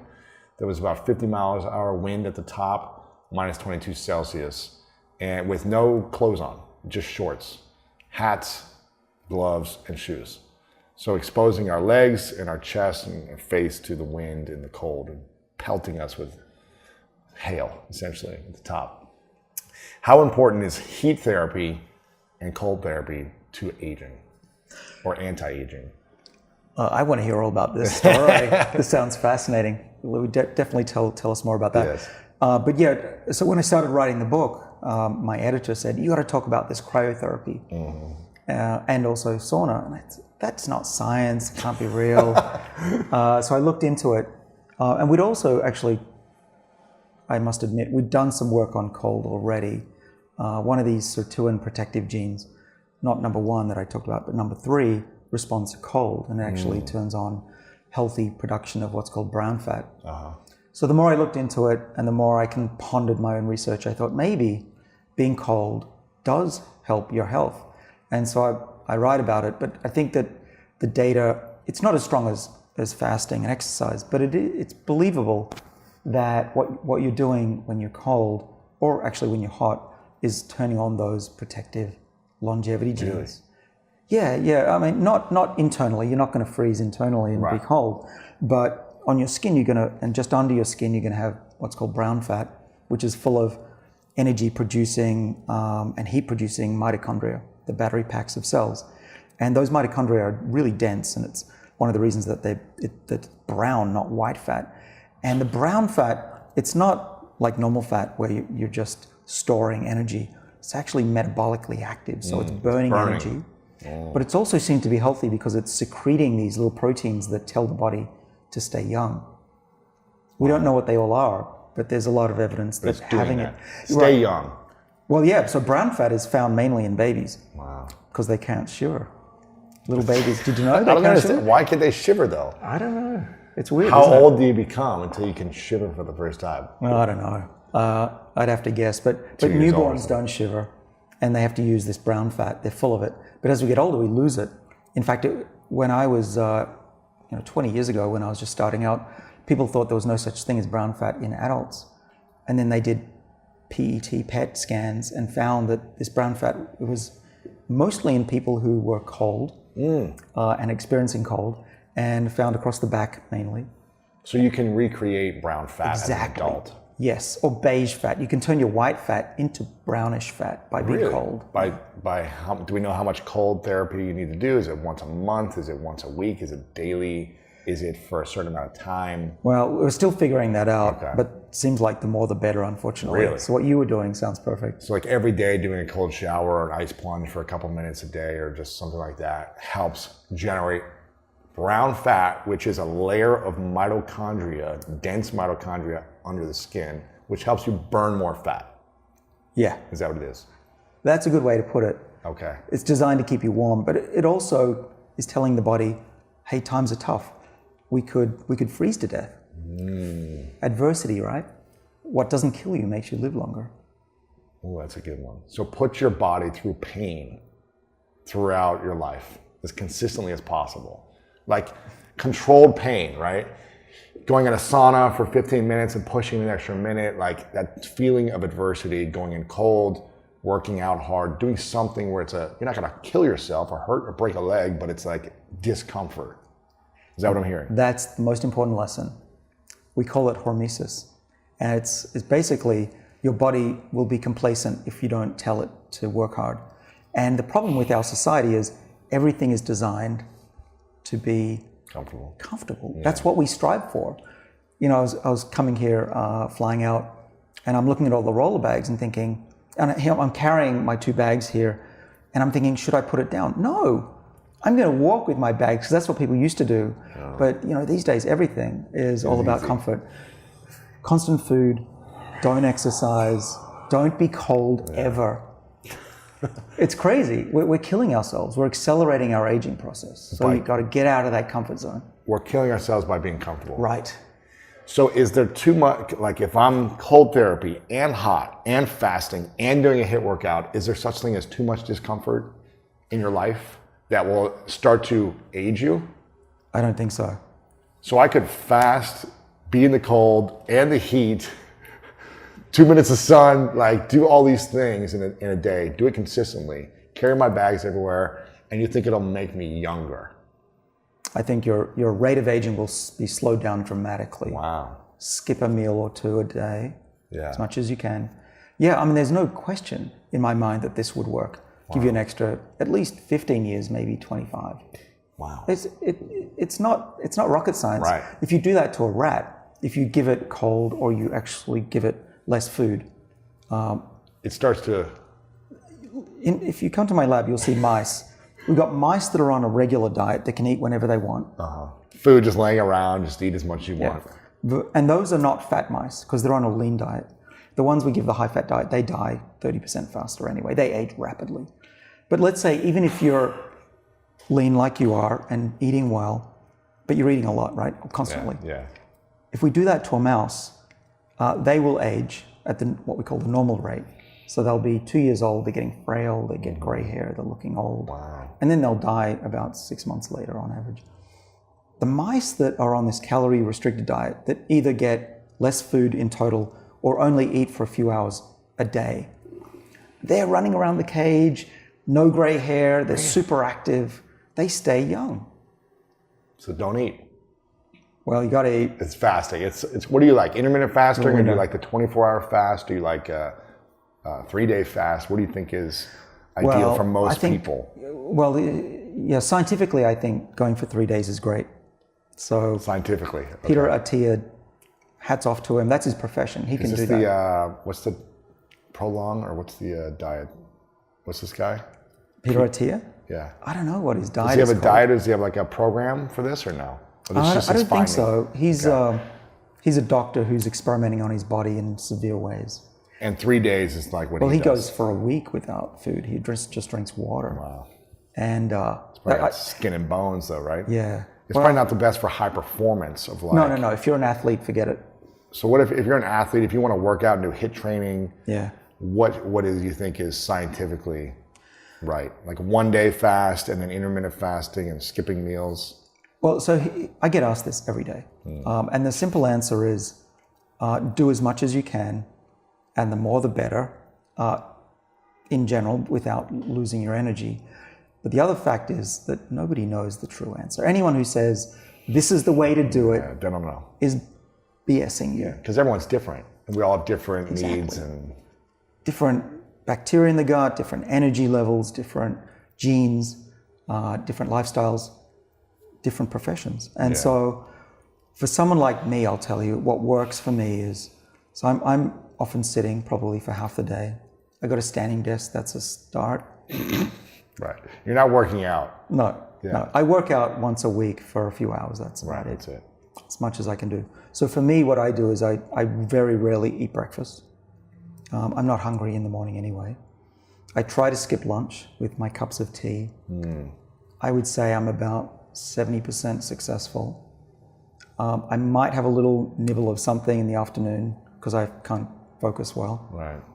But then I have a normal dinner. I go out to dinner and I'm Right. You have whatever living you want. normally. Yeah. That works for me. And I think for an athlete, at least skipping one meal would be good. That'd be good. And then maybe one day a month not eating or something, right? Yeah, that sounds reasonable. Yeah, like Going for a 24. whole week though. Yeah, 24-hour fast could be good once a month. And Yeah, one thing though about that 3-day fast, I've never done it myself, but what happens, we know, is that it kicks in what's called the super cleansing autophagy pathway, it which kills the bad cells and gets rid of the bad proteins that have accumulated. 3 days. You need to go for 3 days to really get the deep cleanse, unfortunately. You've never done it though, huh? You don't need it. You look like you're 30. So you're fine. Maybe I could be 20, who knows? But From your perspective as a geneticist, why do people have such different physical reactions to viruses like the coronavirus? Why are some affected and others not? Is it a genetic thing, or do you think it's something else? Well, it seems to be both. There are variations in the ACE2 receptor that seem to be involved, but most of it, as far as I can tell from my reading, is actually people's age. That's tenfold worse than anything else. Further down the list is diabetes, heart disease. But we're literally talking about aging here. Aging is your biggest risk. If you've been healthy your whole life and done the right things, that's going to protect you from dying from COVID-19. Because a lot of things go wrong as you get older that make you susceptible to the disease.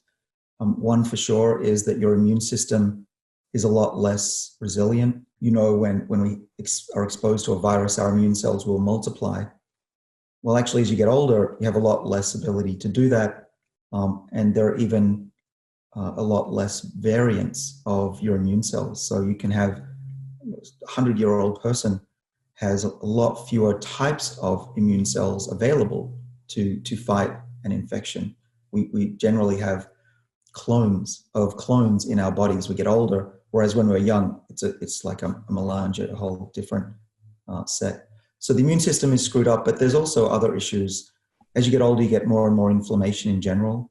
There's a protein in the body called, a complex of proteins called the inflammasome, and it controls your inflammation. As you get older, it's harder and harder to keep that at bay. And so older people in general tend to have this hyperimmune response that actually often can do them in. And it's not because of the virus, it's due to the body overreacting to it. Is there anything that people that are more susceptible currently that they could do to help combat the coronavirus or viruses like that without staying at home all day and not being around it? Is there things that they could do to enhance the immune system and support them? Oh, sure, there are. I mean, if anybody is out of shape or is carrying too much weight, those are the easiest things and most likely to work is to lose some of that excess weight and get moving.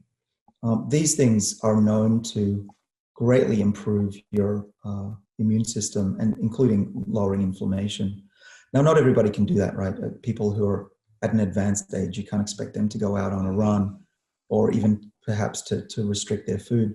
But, people who are middle-aged, like myself, I've been working out a lot more, exercising a lot more to make sure that my body's ready if I catch it.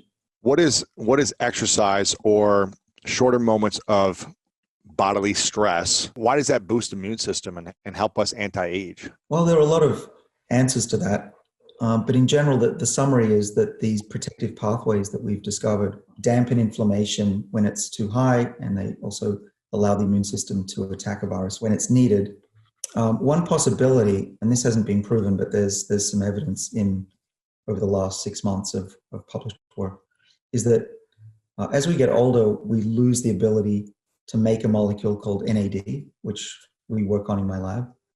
And without NAD, our bodies are not very well equipped to fight diseases, including infections. This inflammasome, which I'm kind of showing as a ball, but it's obviously much smaller, it is regulated by the levels of NAD. What does NAD stand for? Nicotinamide adenine dinucleotide. Think of NAD as a small chemical that we need for life. It controls about 500 or so chemical reactions in our body. It's needed for those. Wow. But we make less of it and we destroy more of it as we get older. But here's the thing, that 2 of these sirtuin proteins that we work on in my lab are controlling inflammation through this inflammasome protein complex. And as we lose NAD, one possibility in older people is that the inflammasome is now dysregulated, and that goes crazy and leads to this cytokine storm that can eventually kill people. We have drugs that people are trying to dampen that down. And one of the things that we're trying now in a clinical trial is a molecule that the body can use to make more NAD, an NAD precursor, we call it. Wow. And there are patients being dosed right now in, I think, 4 hospitals, or at least going to be 4 hospitals, where we'll see if that is one of the ways to give older people resilience. So the body stops making NAD, stops producing it the older we get, and it's one of the causes that helps us defend against infections, inflammation, disease. Well, we think so. What we see is when there's an infection, the virus actually chews up a lot of NAD. So cells, even if you're not old, the virus will deplete cells of NAD. And we think that that's a problem. Cells need NAD for life. If we don't have NAD, we're dead in about 30 seconds.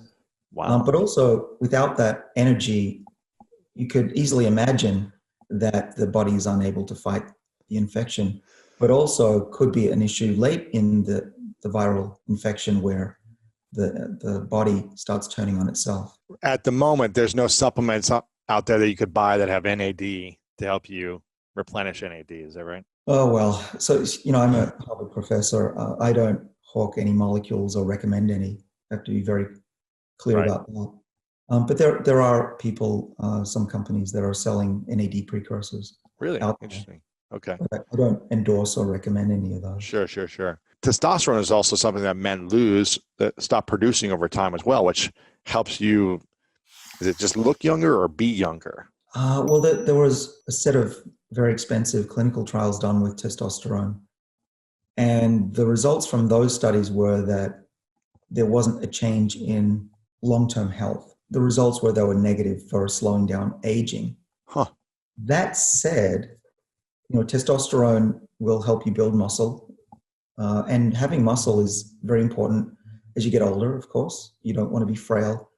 And if you fall over, you want to be able to be resilient and not break a bone. Every few minutes, an elderly person falls over, breaks a hip, and doesn't recover from that.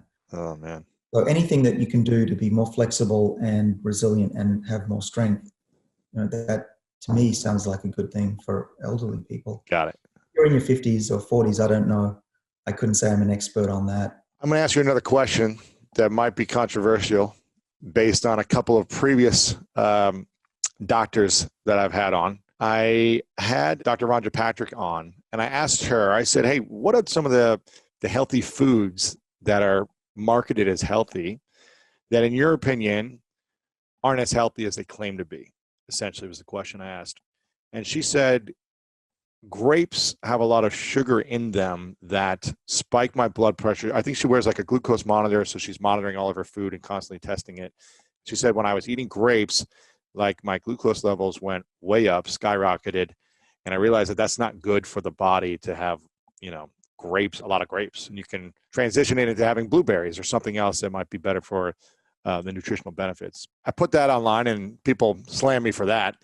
And then Dr. Gundry said that he doesn't think, modified apples the way they are now, how we modify them, how they're so big, how they're full of so much sugar. He's like, I don't think that's good to have these big apples that are modified because of the sugar and the fructose in these big apples, like a Honey Crisp or something. And he was saying we should be having a lot less fruit because of the fructose levels. What's your thoughts on fruit in general? Should we be eating fruits every day? Is it something, I've been heard in the past that like we only used to have fruits right before the winter to kind of store up the fat, and a seasonal thing. There's a lot of fruit eaters out there that believe in eating fruits, only fruit all day. I'm just trying to find the answers. I don't know the truth of the matter, but what's your thoughts based on research? So we don't research fruits, of course, but we do research the effects of sugar on the body, and it's not good. So and is that all sugar, or is that fruit sugar or refined sugar? Do we know that? Well, there's glucose and fructose. Okay, so it doesn't really matter where you get it. These are just chemicals. That's the same chemical wherever you get it from. Glucose, you need glucose, right? We die without glucose. But the foods in our world are so full of sugars that we're constantly feeding ourselves more sugar than we ever would have experienced even just 100 years ago, or 50 even. So where do I come down on this? Well, let me tell you from my own experience. It's probably better to give you my example than preach to others. Yes. I definitely like fruit, and I eat fruit, and I encourage it with my kids for sure. But it's a balance. You want the most nutrition and vitamins, and the lower amount of sugar. And on a scale of that ratio, I think Rhonda Patrick's right that grapes have more sugar than nutrition compared to other fruits. So the types of fruits that I like to have are ones that have lots of polyphenols, colored fruits such as blueberries, blackberries, those things. You don't want to eat too many of them, of course, because then you're basically eating tons of sugar in it anyway. But yeah, blueberries I would have in a yogurt in the morning if I had some. Right. The other fruit that I think is worth looking at is cantaloupe or rock melon. That I believe has the most nutrition versus sugar of any fruit. So we try to eat those kind of melons as well. Watermelon probably isn't in that category, but we still eat it in summer. The point in my family and in my life is we're not so strict that we avoid every type of food. I'll even eat a hamburger or whatever if I feel like it. But most of the time I try to focus on plants and have meat as something like a reward, even though I much prefer the taste of meat than just leafy vegetables. But I think that it's borne out just looking at people who live a long time and cultures that have a lot of elderly people over 100. The type of foods they eat typically have a lot more plant than just pure meat. I know I'm going to get hate mail as well from the carnivores, but it's important people know I'm not saying don't eat meat. I'm just saying the kind of balance, if you want to focus on types of foods for longevity, that's what the data says. Gotcha. Do you know if the people in the blue zones who are living over 100, are they eating, I'm hearing you say they eat more plant-based. Are they eating lots of meat, lots of fruit as well, or are they limiting intake on some of those areas? Well, they seem to do all the right things. So don't eat a lot. On the island of Okinawa, they tend to stop eating when they're only 70% full, which is a very good idea. Gosh, it's like I keep eating until I'm 70% over full. Yeah. But then you can regret. Then I regret it. But you're like, oh, yeah. But you also you work out more than I trade do. hard. Yeah. They tend to eat the right types of foods, which are packed with these polyphenols, these little chemicals that are found in plants, particularly when those plants are stressed out. They don't eat a lot of processed foods, which kills a lot of these vitamins and polyphenols as well. They eat colored foods, which as I mentioned, is a good thing. They tend to have good social life. They tend to move a lot. They do gardening. They do walking as they get older. These are all things that just make a lot of sense anyway. We know that exercise and eating these healthy, fresh foods are good for us, no matter how old we are. In terms of chemicals in the diet, Olive oil, for example, has a lot of oleic acid, and a lab just last year showed that oleic acid works just like resveratrol to activate the sirtuin-1 enzyme, this protective defense enzyme. So normally you would have to be hungry to turn this enzyme on that we work on. But now we know that you can probably take some resveratrol or some olive oil to activate it artificially. Well, Gundry would say the whole purpose of food is to get as much olive oil in your body as possible. He's a big believer in olive oil and how it's like helps you anti-age. So this is fascinating stuff. Again, want to make a note that I hope all the fruit eaters out there don't hate on us. I'm just trying to find the answers. And David is giving some of the research that he's seen from his experience as well. Something you said before we got on here and that I read in your book is that aging is a disease. Is that right? Well, that's what I think, yeah. That's what you think it is. Would that mean death is a disease as well? Well, death is the end product of aging. Okay. Right? So we've cured just about every other major disease. So you don't die from an infection. You typically don't die in childbirth if you're a woman. So now what's left is aging. And while we're whacking each of these diseases, cancer, heart disease, Alzheimer's, trying to whack them on the head like a whack-a-mole game, right, we forget that the main reason all these diseases occur is that our bodies are aging. If you don't get old, you don't get those diseases. Is that because your immune system is strong and so that it fights against disease, essentially? Or Well, yes, it's similar, but it's not the immune system that you're thinking of. We actually have inbuilt defenses. We call them longevity genes that we can activate in our daily lives by doing certain things. Longevity genes? Yes, that's what we call them. How many genes do we have? Oh, we've got about 24,000 of them. 23 or 24,000 genes. Right, but there's only about 50 really important ones for longevity. Okay, and what are one of this longevity gene? Well, the ones we study are called sirtuins, and there are 7 of those. And they're in all parts of the body, and they do all really crazy good stuff for us. Okay, and where do telomeres come into play? Well, they're part of it. Okay. Yeah, there are 7 hallmarks, or 8 depending. These are causes of aging. So telomeres are one of those hallmarks. Other things are like the battery packs winding down, those mitochondria in our cells. We lose stem cells, all this other stuff. But here's the important point.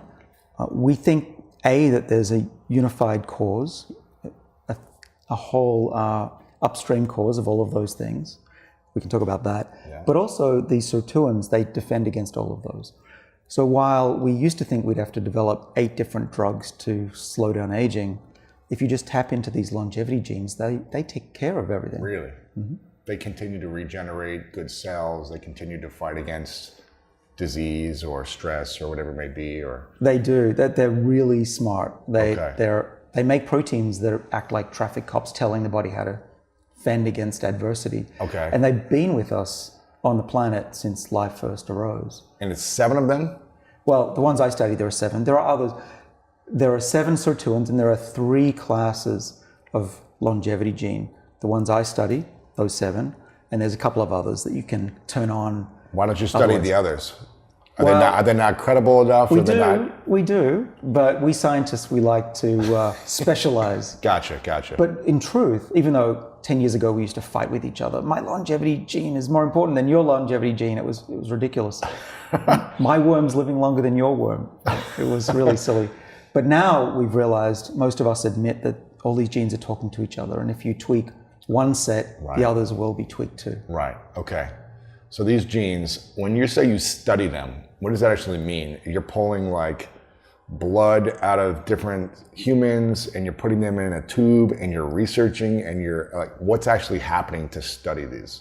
Yeah. Because I'm a non-scientist, I have no clue what that actually means. Right. Is it like rats? Is it humans? Is it, You've got to come to the lab. You've got to see what's going on because it's crazy stuff.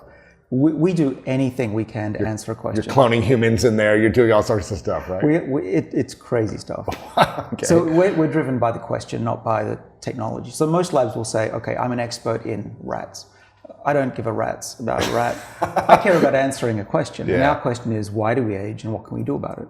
And will that transform medicine? Wow. And so what we do, if you came to the lab, you'd see we've got jellyfish growing. We've got mice that are living longer and running on little treadmills. Wow. Up in the lab, we have stem cells that we're growing and actually turning them back in time. We can reverse the aging of these Stem human cells. cells. Yeah. So what does that mean? You take a cell from a human, like a sample, like a skin sample, like Skin, a blood. brain cells growing in the dish. Really? Yeah. Wait, brain cells growing in the dish? Yeah. So like you take it from like a living human? Yes. You take a little piece of brain? Yes. You put it in a dish and Usually then you reverse the age of the brain. Correct. Wow. Yeah, that's what we do. Now we can actually grow little brains in the dish too. From scratch? Well, you start with a network of cells and then you coax them into forming these networks, and it's like a mini brain, yeah. Okay, so... And we can age them forwards, make them older, because we think we understand what's driving the aging process. Really? And then we reset. And then you reverse it. Right. So you can create a brain from nothing, a bunch of little cells that come together and create a thinking brain. Well, I don't know how much it thinks, but Right. it'll respond to stimuli. It'll fire, yeah. And then you can make it older, like Benjamin Button, and then reverse its aging. Right. Wow. I'm telling you, it's crazy. But when I'm in the lab and with my students, for us, it's just every day. It's like going to work and It's doing just stuff. like, there's the brain, it's getting older, it's getting younger, yeah. Yeah. But now that I'm talking about it with you, it does It's fascinating sound bizarre. for a non-scientist. Yeah, the other thing that's weird about this profession, anyone who wants to go into it, is that essentially you're an apprentice under me and you work in the lab and you spend a few years learning how to do all this stuff. It's not easy. The first 2 years, basically, you screw up. Yeah. But it's weird that, to think about it, you get a bench in a lab and some chemicals, and you have to make the chemicals yourself usually. And then your job is to discover something nobody else has discovered. New, something new. It's got to be not just slightly new, radically new. Because I'm at Harvard, they don't give prizes for discovering something obvious. Wow. It's got to be shocking. And if it's not shocking, it's not worth studying. And haven't you discovered like tens or like 30-something, 35 awards for new discoveries or something, or 35 patents? What do you have? Something crazy. It's some numbers like that. You've discovered a lot of new things. Well, yeah. If I didn't, I wouldn't have a job. So there's motivation to always be doing cutting edge stuff. But what drives us, and the reason I think we've been successful, is that we're driven by the question, not by the technology. Yeah. And the technology comes second. So what I'll do is I'll say, okay, here's a question. We want to figure out, why does cold improve health? Or why does fasting, not eating, improve health? How do you figure that out? Well, then you got to pull together teams of people, molecular biologists, biochemists, mathematicians, computer software people, and we get in a room and we figure it out. Really? So what would you say, your questions are, why do we age and how do we reverse it? Is that the two questions you're focused on the most right now? Yeah, that's pretty good, yeah. Why do we age and how do we reverse aging? Right. Do you think, and so you say aging is a disease, is death a disease as well then in your mind? Is it like that just leads into, and can we reverse death? Is that a possibility? No, not yet. Okay. Not yet. So anyone who's had their head frozen, there's nothing I can do for you right now. But we can turn back the clock radically. Just in the last couple of years, we've figured out that there's a backup hard drive of youthfulness in the cell that we can access to reset it. So usually the earlier you start in turning on your longevity genes, the better. We've learned from studying mice and now humans for many years that if you're in your 20s, 30s, 40s, you want to start. Turn it on now. Do it now. Because don't wait till you're 80 and then say, how do I go be 60 again? But most people do. They wait too long. Why? Well, because they're in denial that they're mortal. And we used to think that aging was a one-way street. You couldn't do anything about it. We now know from studying twins that 80% of your health in old age is up to you, how you live your life. Right. Your community, your positivity, your thinking, your food, the sleep you have, like all those things, right? Yeah, and the reason that they work, we've discovered, is because they turn on the longevity genes. That's the breakthrough. Okay. So now we're artificially tweaking these longevity genes genetically or with supplements or hopefully medicines soon. Gotcha. But you could do it in more natural, organic ways is what I'm hearing. Well, right now, that's what we've got. And even if you just do the 5 obvious things like skip meals and don't smoke and exercise, that'll get you an extra 14 years on average. Really? It's that big. That's not even using high tech. That's just, there's no technology, just like living a good life. Right. So what are the main things to turning on the longevity that anyone can do without technology, without money, science? Yeah.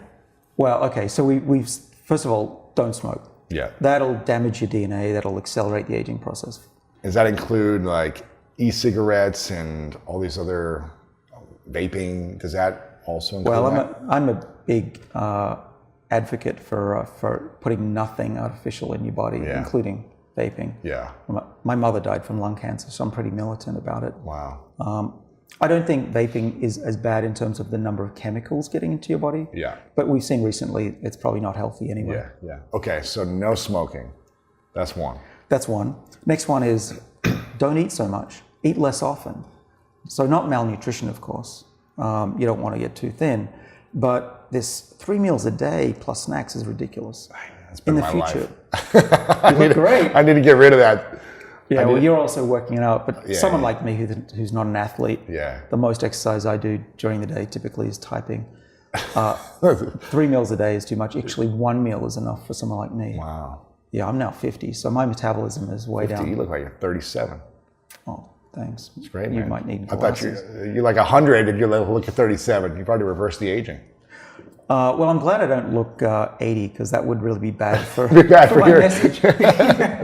Okay, so we got no smoking, eating less. Yeah. Next one would be the obvious, high intensity interval training. Lose your breath once in a while. Lose your breath? What do you mean? Just by like working out, like. Yeah, become hypoxic. Tell your body that you're being chased by a saber-toothed tiger or something like that. The reason all of this stuff works in terms of the diet and exercise, it's not that your blood flows more or that being hungry is just healthy for the body. It's actually that your longevity genes get turned on by these things. And why does that happen? Why does it happen in humans, in mice, even in yeast cells for bread and beer? The reason is that the body senses adversity and says, crap, we got to fight back. We might die next week without food, and we're running away from tigers and lions. That's what this survival network, this longevity gene. So it turns it on when it feels like it's in survival mode. That's it. We want to be in survival mode, and we spend our whole lives trying to reduce our adversity. Right, being comfortable. Right. Being Don't warm be all the hungry. time, yeah. Don't be puffed. Don't walk. Valet your car. Right. Roll your suitcase. Don't carry it, for goodness sakes. We've done the worst. No wonder we're getting sicker and sicker. We're in a world of convenience. Right. And it's the worst thing we could do Really? for our bodies in terms of longevity. So those 3 things. Okay. The other 2, let's see, what else is there? Oh, the type of food you eat is important. There's a big debate, of course. They say like plant-based is going to extend the telomeres, right? If you're eating leafy greens, that's what I've heard. But Right. Well, among other things, it's also going to have a couple of really important types of molecules. One are the monounsaturated fats, fatty acids. You get that from olive oil and avocados. Those are great. And we've just learned that that's a really important trigger for a certain longevity gene. olive oil. Yeah. I think when I had Gundry on, he was like, I drink a cup of olive oil a day or something like teaspoons of olive oil. He's just eating it. Well, he's like, I'm trying to get as smart. much in as I can, putting it on everything. So, Yeah. Well, let's get back to that because there's a new discovery as of a week ago that says we think we understand how that works. But in olive oil, there's also what are called the other important component of a plant-based diet are polyphenols, which are the molecules that plants make when they're under adversity, when they're stressed. And I believe that we've evolved to sense when our food is running out. So we get that signal when our plants are stressed. So you don't want to eat plants that are like this Withered. white liquid lettuce you can buy, Californian lettuce. Right. You want these colored vegetables that have been a little bit stressed, a little Really? bit dried out. Wine is a perfect example. It's full of polyphenols, one called resveratrol that we've worked on for 20 years. And it activates these longevity pathways really well. Wow. So stress your food, Stress organic. Yeah. I am for a plant-based diet, but I do eat meat me too. occasionally. It tastes pretty good. But it's very clear. Dan Buettner is right. Where you go to the longest lived places in the world, The blue zones, right? Sardinia, right, the Okinawa Island in Japan, they're not eating all meat. And actually, we know that if you eat a lot of meat, you shut down some of these longevity pathways. Really? Yeah, so you might look good and grow muscle, and that's great when you're young. You want to find a mate, you want to look good, you want to feel good, but in the long run, I don't think that's healthy. Really? So cutting down less and less meat, at least. Having more plants is the way to go. Yeah, that's what I've done. I was on an Okinawa diet in my 20s and 30s. Which is what? Just rice and leaves and... It's a bitter rice. You got to watch out for white rice because it'll a lot. spike your sugar. Yeah, it's a lot. But it's a lot of tofu, miso soup, green leafy vegetables, dark greens for these phytochemicals. And then what else was it? There was a bit of fish. Okay. Yeah. But also what's important is not a lot of food. I mean, these days, I'm stopping eating when I'm about 60, 70% full. And I'm trying to I just never feel breakfast and full. lunch. Until I'm like eating so much, and then I'm like, okay, I'm full. Well, you're a young, So active, hungry man. Well, here's one of the things. I think one, when you eat slower, you start to get fuller. You start to feel it. And I'm the youngest of 4. And so as a kid, we didn't have a lot of money growing up in a small town in Ohio, and there wasn't that much food. So I learned to like grab and just shove it in my mouth. And that became a habit that I've kind of stuck with. And I'm not starving anymore. Like the food's available at any time. I can afford it and I have it all the time. But I think it's reconditioning my mind or a habit or a routine of like, I'm not scarfing my face down right now, but it's that mindset of, what if I'm gonna go hungry? For sure. We all suffer from that. Well, not all of us, but those of us who grew up in regular families, we were told to finish our meals. Right. Don't leave anything on the plate. And There's if you've hungry got kids everywhere. brothers and sisters, right? They're stealing your food. My wife grew up in a very poor family, and even when she was a student, she could barely afford food. She would scrounge and buy potatoes. And at the dinner table, she'll kill me for this, but she will eat like it's going to all go away tomorrow. But I have to remind her and everyone should know this. There's always going to be another meal. Yeah. There will be another meal. Don't worry. But we're conditioned to eat food when it's in front of us. I think it's a mental conditioning, and it's also like either your body's tricking you, or it's your brain, or it's your gut, or something is tricking you. Like, I'm still hungry, even though you've had 2,000 calories in 10 minutes. You're still like, oh, there's food. It's like turning something on. Where you're like, I want to eat that. I don't know why that is. Well, yeah, I mean, it's the reason that we're here. Our ancestors put on fat and they survived the famine. We don't have famines anymore, thank goodness. Yeah. But we've descended from those people. Right. So we've got the genes in our brain that say, eat, eat, eat. How do you turn that gene off? Well, you can take certain types of food. I drink a lot of tea and coffee, hot water even, just to fill up my stomach. That works really well. Okay. Hot water, not cold water. I just like the feeling of hot water. Cold water isn't as... it might be something about the heat. I've never thought about it, but for me, that's what works. So when I get a little bit hungry at lunchtime, I'm basically drinking tea. Warm water tea, yeah, you put it like some... interesting. Okay. But it's a fight all the time. Yeah. I fly a lot, and people are bringing nuts and cookies and ice cream. And you got to fight it, and it's really hard to fight all the time. How do you say no? Well, I do. You don't. But how do I do that? So I've trained myself to fight it. And the best thing that I do, besides saying, can I have a cup of tea, is what do I want to look like next week? What do I want to look like a year from now? What do I want to look like when I'm 80? So you tell yourself that. You ask yourself the question. I think it's also, how do you want to feel tonight, tomorrow, next week when you're 80? It's like look like and feel. Combination is powerful.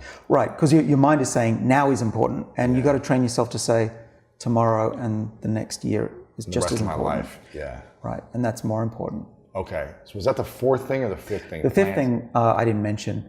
There are a couple of things. Let's divide it up. One is get good night's sleep. Sleep is everything. Yeah, and then surround yourself by friends and people who'll take care of you. Yeah, that's like the Blue Zone way too, right? It's like be around a good community, get lots of rest and naps, move a little bit, eat healthy, right? So these are things that most people should know, but they don't do. So you and I are here to motivate people to do that. Exactly. But the research that I discuss in the book is how to take that to a new level, how to optimize those things and add some science in there. To reverse it. Or getting there. I like this. Okay, before you share that stuff, how did you get into this fascination or curiosity of reversing aging in the first place? Was there someone that inspired you? Was there a moment? Was there an event? Did something happen? Yeah, it was an event that I think we've all gone through. We just forgot about. We learned that there's such thing as death. We don't live in a Disney movie. Right. It's not all happily ever after. It's not. It's shocking. When we're 4 or 5, we're told this, and we realize it, and we're in denial. You know, oh no, that's not going to happen. But for me, I haven't been able to get that out of my mind. Really?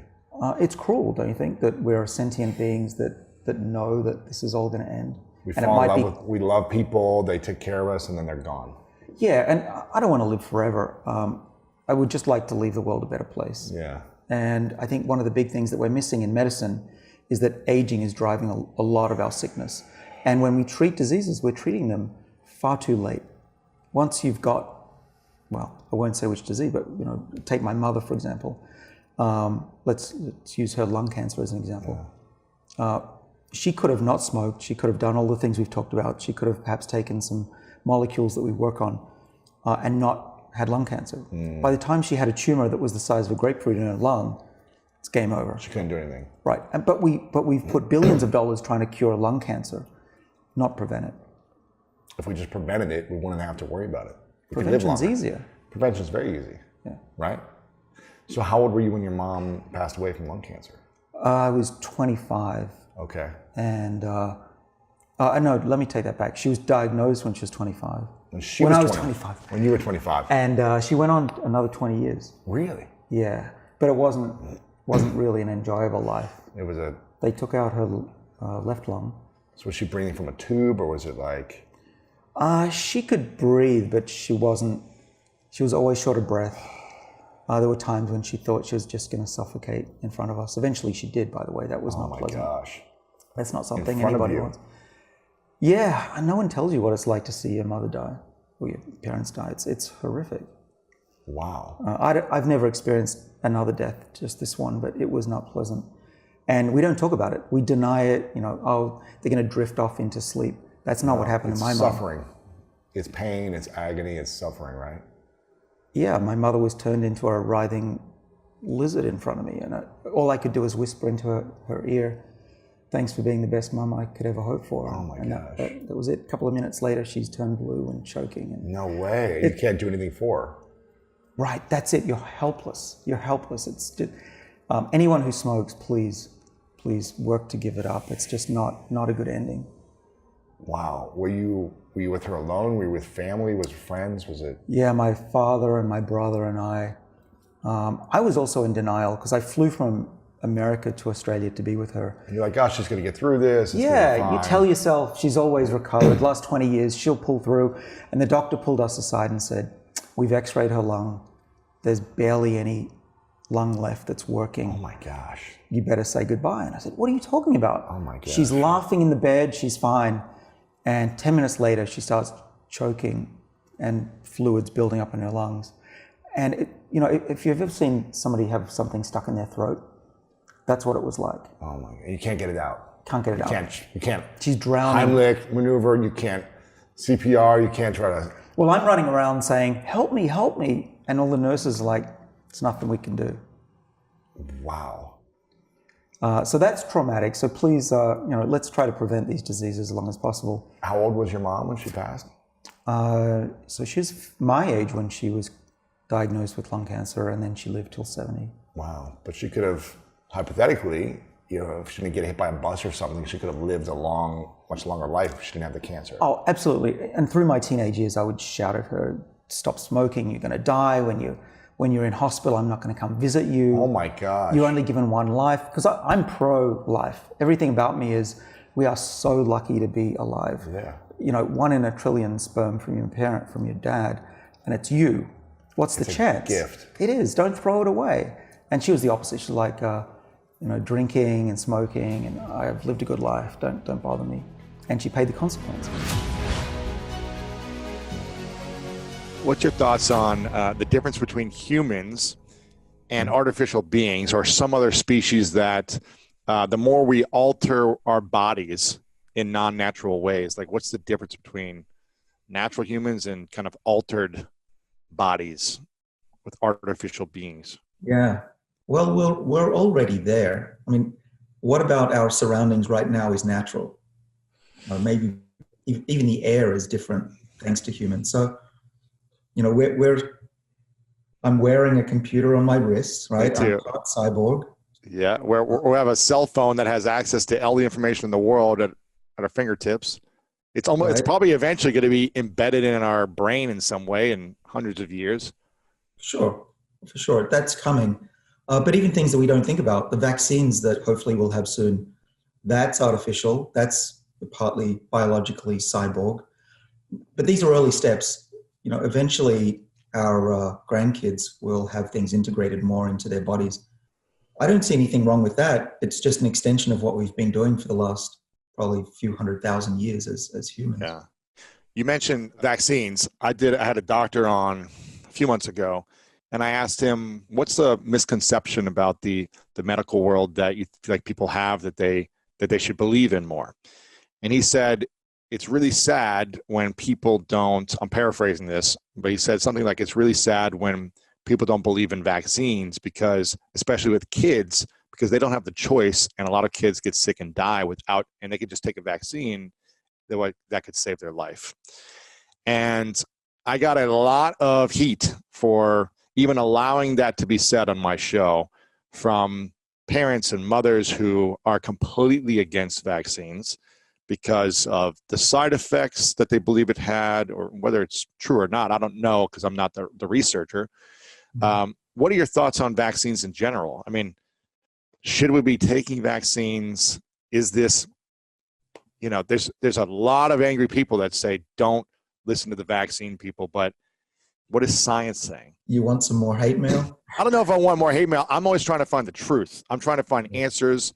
And I don't want people to hate on you or me or anything. I just am like, okay, what's the information? And I always want everyone to do their own research and figure out what works for them and make their own choices. But I'm just curious based on your research. Well, my research is really just reading the scientific literature when it comes to vaccines. There have been a number of scientific papers that have been retracted that showed that vaccines were, for example, causing autism.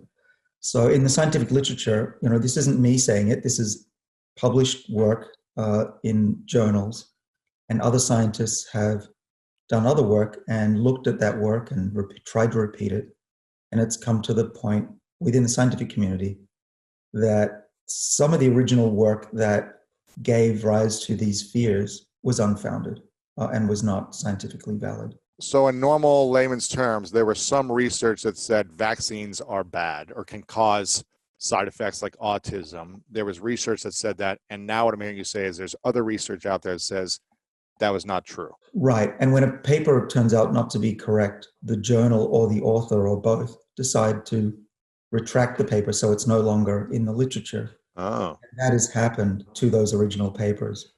Now, But you said scientists are always trying to prove themselves wrong every couple of years. So all the science could be wrong still, we just don't know. But what we found so far is that it doesn't cause autism based on these scientific studies. well, yeah, I think if you ask 1,000 scientists, 998 roughly would say what I'm saying, which is based on scientific literature. Now, please don't, you know, everyone listening, don't attack me. I'm not. Right. You're not saying this. But I can read scientific papers, and that's just, I'm stating a fact. Makes sense. I'm always trying to find the answers and the truth, and I feel like it's always evolving, and you know, we're always trying to learn more stuff. I'm curious, with all this artificialness in us right now, it sounds like none of us are real, like whole, complete human beings anymore. If you take a vaccine, if you're wearing a digital watch, you know, using cell phones, the air is different, the environment is different. It's almost like there's not a real human being anymore. What makes a human human? And as medicine improves, how will we know if we're no longer human? Well, I found out last night. I took one of those little tests online, and it said I'm not a robot, which was good news, right? It came as a surprise. Beyond those little I'm not a robot tests, we'll always be human, unless it's life synthesized from scratch, or it's some other life form, or a computer intelligence. I don't think we'll lose our humanity. You know, augmenting the brain, I think, is still, we're going to retain our humanity. So I'm not so worried about that. I think more interesting is the debate about, will artificial intelligence ever be close enough to be called human thought? And I think one day we may actually get there. Wow. Yeah, as soon as computers develop their own type of consciousness, and we model it based on the way we think, it's quite possible that... You think it's possible that computers could have human thought? Yeah, sure. Wow. They could. It probably is going to be different than human, because we're not mimicking the human brain currently. Right. But let's say in 1,000 years, there are some researchers even now that are modeling the human brain in a way that's different than your typical neural net that, say, Google is working on. The idea is to mimic nerve cells rather than mimic just computer connections. Wow. And these nerve cells, as I mentioned, are very complex. They have inner workings, and they're actually analog devices, meaning they're not just ones and zeros. They have these waves that pass through, chemical waves that pass through. By mimicking an actual human neuron and then putting, he's got millions of them, he can actually mimic what happens in thought and in a mouse brain, and now he's building a human brain. So that's a new approach, and I think it holds a lot of promise. How old do you think you can get to live, like personally, with all the research you've done now and with potentially in the next 20, 30 years of science that you're going to discover? Like, if nothing happens physically with like a bus or something, how long do you think you personally can live if you optimized everything? Yeah. What's possible? Not what's going to happen, but what's possible. Right. Well, before I tell you that, I'm not doing this to live longer. Right. You don't want to live forever. I wouldn't mind. I'm not looking forward to a horrible death. Yeah. But, that's not my goal here. It's not that I'm worried about myself. I do want to leave this planet having done something meaningful. That's what drives me mainly. But I'm also a scientist. I'm experimenting. Mm-hmm. I want to know stuff. Remember, I told my friends we're the last generation. So I'm trying to accelerate knowledge at Harvard and at home. Yeah. So I do these things to myself. I measure myself, glucose levels, a whole bunch of parameters to see what's going on. Not as proof, but as indicators of what other people may test. And so I know from my own body that I'm still pretty young. I still need to do the definitive age test. We can now look at exactly how old we are. Like a ring of a tree. It is. It's called the Horvath clock. It's the pianist. You can measure how old the pianist is within a few percent. So you can actually predict when you're going to die now. Shut up. Really? Have you predicted I got to do it. I've done a primitive form of that, which is, in full disclosure, it's a company that I own a little bit of. Yeah. So this company takes blood tests. Can I say the name? Sure. It's called Inside Tracker. I mention it because people are going to write to you about it. Sure. So Inside Tracker does blood tests, and they measure a bunch of things. And I've been doing that for about 12 years. So I know I'm tracking myself and everything's staying young. Okay. And they can estimate your age. It's a rough estimate. So you can estimate your age by taking a blood sample. Right, and measuring things in there that go up and down with. And it's probably like a 3-year swing either side or something, or it's pretty close. Yeah, it's an indicator of how well you're doing with your body. And I actually took a test a few years ago, many years ago, and I was they came out as 58. And I freaked out. Because it made you older than what you are. I was older than I was. I was 48 at the time. Oh. So what did you change? Well, I upped some doses of molecules, took a couple more, and stopped eating badly. And the next test came out at 31. What? Shut up. What do you mean stop eating badly? Like sugars and candies and cakes, or is this like... Well, I wasn't strictly intermittent fasting. I'd eat lunches, had more fat than I do now. I'd eat pizza and things like that. I love pizza. Yeah. But I've turned it around. I've never been unhealthy, but this was a real... That was a wake-up call. I have terrible genes. My father's side, we all died in our 70s usually as males. So what does it say that you could live to? You don't know yet. Well, so I haven't answered your question. So that says that I've probably got another 20 years extra, right? Extra than the average lifespan. Well, based on that blood test, we'll see. Got it. But what could we live to? So here's the good news, is that if we just continue on the trend that we've been on for 200 years, and it's been perfectly linear, so you can keep stretching it out. A child born today in the US can expect, not hope, but expect 50% of them to live to 104. So, and in Japan, 107. oh my gosh. If we keep going up. Now, that's not going to happen by accident. That's going to take researchers like me to figure it out, and a lot of And medical them doing research. the work, and people actually not eating horrible and smoking, and doing the things that help. Hopefully that'll help too. That's why Wow. I wrote the book, is to help people live longer. But just 100 years is their lifespan now. Well, yeah, that's the predicted trajectory. That's without any radical breakthrough. Wow. Without fixing the pianist. Now, if we can fix the pianist and truly reverse aging, like a reset switch, then who knows? We could live to 120, maybe longer. It's hard Me to and say. you, or Well, yeah. people born today? Well, I'm going as fast as I can, and we've had a big breakthrough in the last year that we found the reset switch. We think in the cells to reset the age. So what's the next step? It's like you guys are researching this for the next 5-10 years, figuring out how to do that, reset it. Well, we know how to do it in a mouse pretty easily. That worked first time. That was easy. Okay. And one of my students, another brilliant student, he decided to reverse the age of the eye. So he took old mice that were basically blind and made their eyes young again so they could see, just like they were young again. Yeah. So you could do that with people too? Well, that's the next step. That's a few years away, but we're working.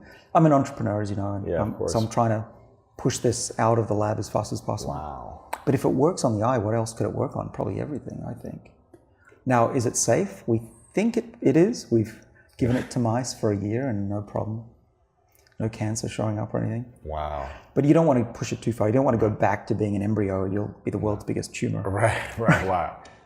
Wow. So what do you think you could live to personally? Yeah, I'm trying to avoid the question because my peers, my colleagues, Sure. hate it because it's unproven, it's unscientific. Got you. But just like, obviously it's not proven, but just, and if all goes well, and All right. you don't get sick and all these things don't happen, All right. So no traumatic events. people are going to rewind this video when I die, aren't they? So I'm on a trajectory to live well beyond 80 because I'm healthy. Yeah. My father's an example. He's 80. He's 80 and so young. you should live at least 10 years beyond that. Right. So at least that. Minimum. I should be healthy into my 90s. Be nice to break 100. With the technologies and some of the medicines that I'm working on, and one of them that I'm actually taking, maybe beyond 100, that would be nice. Wow. In a healthy way, playing tennis. Well, in a healthy way, beyond 100. A lot of people do that. Yeah. It's not for everybody, but you do see people in their hundreds that are still working and happy. How much does inflammation play into the longevity of your life? Oh, it's huge. It's huge. It's one of these hallmarks that if inflammation's going up too fast, that's basically your clock You're is aging. accelerated. Yeah. So how do we get rid of inflammation? Well, there are a number of ways. One is do these things and turn on your longevity genes, which are anti-inflammatory. Other ways, I'm still taking a little aspirin every day. The data still looks pretty good for that. Taking an aspirin. Yeah, 81 milligrams a day. That just takes away inflammation? Yeah, mostly in your blood vessels. Wow. But you need to take it for a long time, of course, I think, to stop that. Resveratrol is anti-inflammatory. And remember how I said those mice have beautiful arteries, no fat on them. Really? So that's good. Huh. Yeah, but basically it's that. But overeating and being obese is going to massively turn up inflammation. Wow. Yeah. Within a few weeks, you'll do it. Just eating bad food for a few weeks will turn it up. And fasting will kill inflammation. Exactly. Wow. But you might say, well, if your immune system isn't overactive, what about getting sick? Turns out your immune system gets heightened, but inflammation, chronic inflammation, gets dampened. Oh. So when you talk to a centenarian and say, did you used to get sick? They say, can't remember last time I got sick. In my, Centenarian? Centenarian, people who live over 100. Okay. So that's a hallmark. They don't of remember when longevity. they got sick. They don't get sick. They rarely get even a sniffle or a cold. How is that possible? Well, they have massive immune systems. So even if someone sneezes on them, that virus is attacked and killed. But here's the thing. Since I've been eating and living the right way over the last few years, since that terrible, scary test, I haven't gotten sick. No sickness. Not no once. cold, flu. No. And I'm on planes, people are sneezing on me. We've got 3 kids, they're always sick. What if you got what if you ate something that had like food poisoning, that would fight against that too? Or is that kind of hard to defend? Good question. against? I don't know. I don't know, but I haven't chicken or something, it's like. I haven't had food poisoning recently, but it might just be that I can afford better food now. That's good. I like that. Wow. This is all fascinating stuff. And I know you've got more in your book, Lifespan, Why We Age and Why We Don't Have to. Make sure you guys get this book. Really powerful research in science. I got a couple questions left for you. This is called the 3 truths I ask everyone at the end of my interviews. So I want you to imagine it's your last day on Earth and you're 150, 200, or however old you want to be. And you've done tons of research. You've written every book you want to write. You've answered every question that you can think of while you're alive. You publish all this information, but for whatever reason, you've got to take your work with you. So no one has access to your work anymore, your research. All your content is gone. It's going with you to another world. That sounds like hell. Okay. Just imagine. Yeah. But you get to leave behind 3 lessons or 3 things you know to be true from everything that you've learned in your life. You can write it down on a piece of paper. Everyone would have access to these 3 truths. And this is the only 3 things you could share that they would have access to. What would you say are your 3 truths? All right. Right. The first one that I live by is all about maximizing human potential. I believe that we're way underutilized. But for the individual, what you have to think every day is do something that's worth writing about, or write something that's worth reading. So have an impact. That's my lesson, is don't settle for mediocrity. Do something spectacular and don't listen to the naysayers. Okay. Is that one? That's one. Yeah. The next one would be do something that scares you every day. Send off an email that you wouldn't be, you'd be afraid to do. And along with that, when you're young, take risks, like we did. You can fail, that's okay, you will fail. But it'll open you up to more opportunities. Yeah. But also you'll be a stronger adult, stronger 40, 50-year-old. Yeah. Okay. That's 2. The third one, I haven't pre-prepared this, but this one's from the heart. I've described to you what it was like to see my mother pass away. And I spent my life arguing with my mother, right? I regret that. So as a parent now myself, let me tell the younger people, tell your parents how much you appreciate what they've done for you. Tell them that you love them, assuming that you do, if they're good people. Because there will be a day, most likely, when they'll be gone and you won't have a chance to hug them anymore or see them anymore, because they're gone. And when they're gone, you think, how is that possible that somebody can be there and not there within a matter of 2 minutes? That happens. And I just wish that I'd told my mum more about how much I appreciated her. So I've dedicated the book to her, because she cared more about herself than her kids. Wow, that's special. Those are good 3 truths. I love those. 2 months ago, maybe 3 months ago, I decided to give myself an experiment, and I wasn't happy with the results I was getting with my health. I was training hard, I was eating well, I was intermittent fasting for 16 hours a day, I was sleeping well, I was taking supplements, I was trying a lot of stuff. And I wanted to try to lose some extra weight, but also just kind of feel like there's some little inflammation here from past injuries in sports. I was like, I just want to get rid of it. And I said, I've never tried a, multiple day fast. And I remember you mentioning about just, hey, eating less will help you live longer and help you get less disease, which will help you live longer. And I said, okay, I'm going to try I did a 4 days no food, essentially. 4 days no food, water. I had a little bit of juice on some days, and I had black coffee, and I just drank a lot of water. It wasn't until a week after the 4-day fast when I started to feel the effects. Sure, I lost some weight because I wasn't eating for 4 days, and I felt healthier in general. I felt super focused and clear. But it wasn't until a week, 2 weeks later when I was like, I just feel better. I feel lighter. I felt more flexible, less inflammation. What is the power of doing a 1-day fast, a 2-3 day fast? How often should we be doing these types of fasting? And I want to make sure that I don't tell people go not eat for 3 or 4 days without talking to a doctor, a nutritionist or something. But what is the benefit of not eating for a day or 2 days? What does that do for our body long term? Well, we're still learning, right? We've only just finished doing, we as a field of scientists have only just finished doing a lot of animal experiments, but we're now in a period where we're actually finally doing these in humans.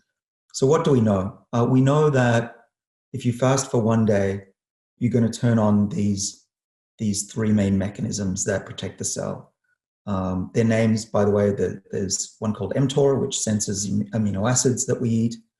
There's one called AMPK, which it controls and registers how much energy the cell has. So if you eat sugar, you'll switch it off. If you're not eating sugar, it'll switch on. And then the ones that we work on, they're called sirtuins, and there are 7 of these sirtuin proteins that protect the cell in very different ways, but all seemingly good. The question is, how much should you be doing? Well, we know from fasting for 1 day that you activate these defenses. These 3 defenses, we want to activate these 3 things as much as possible, or once in a while. Good question. I think it's better to do it once in a while. You don't want to always have them on. And the reason I can say that is based on animal studies.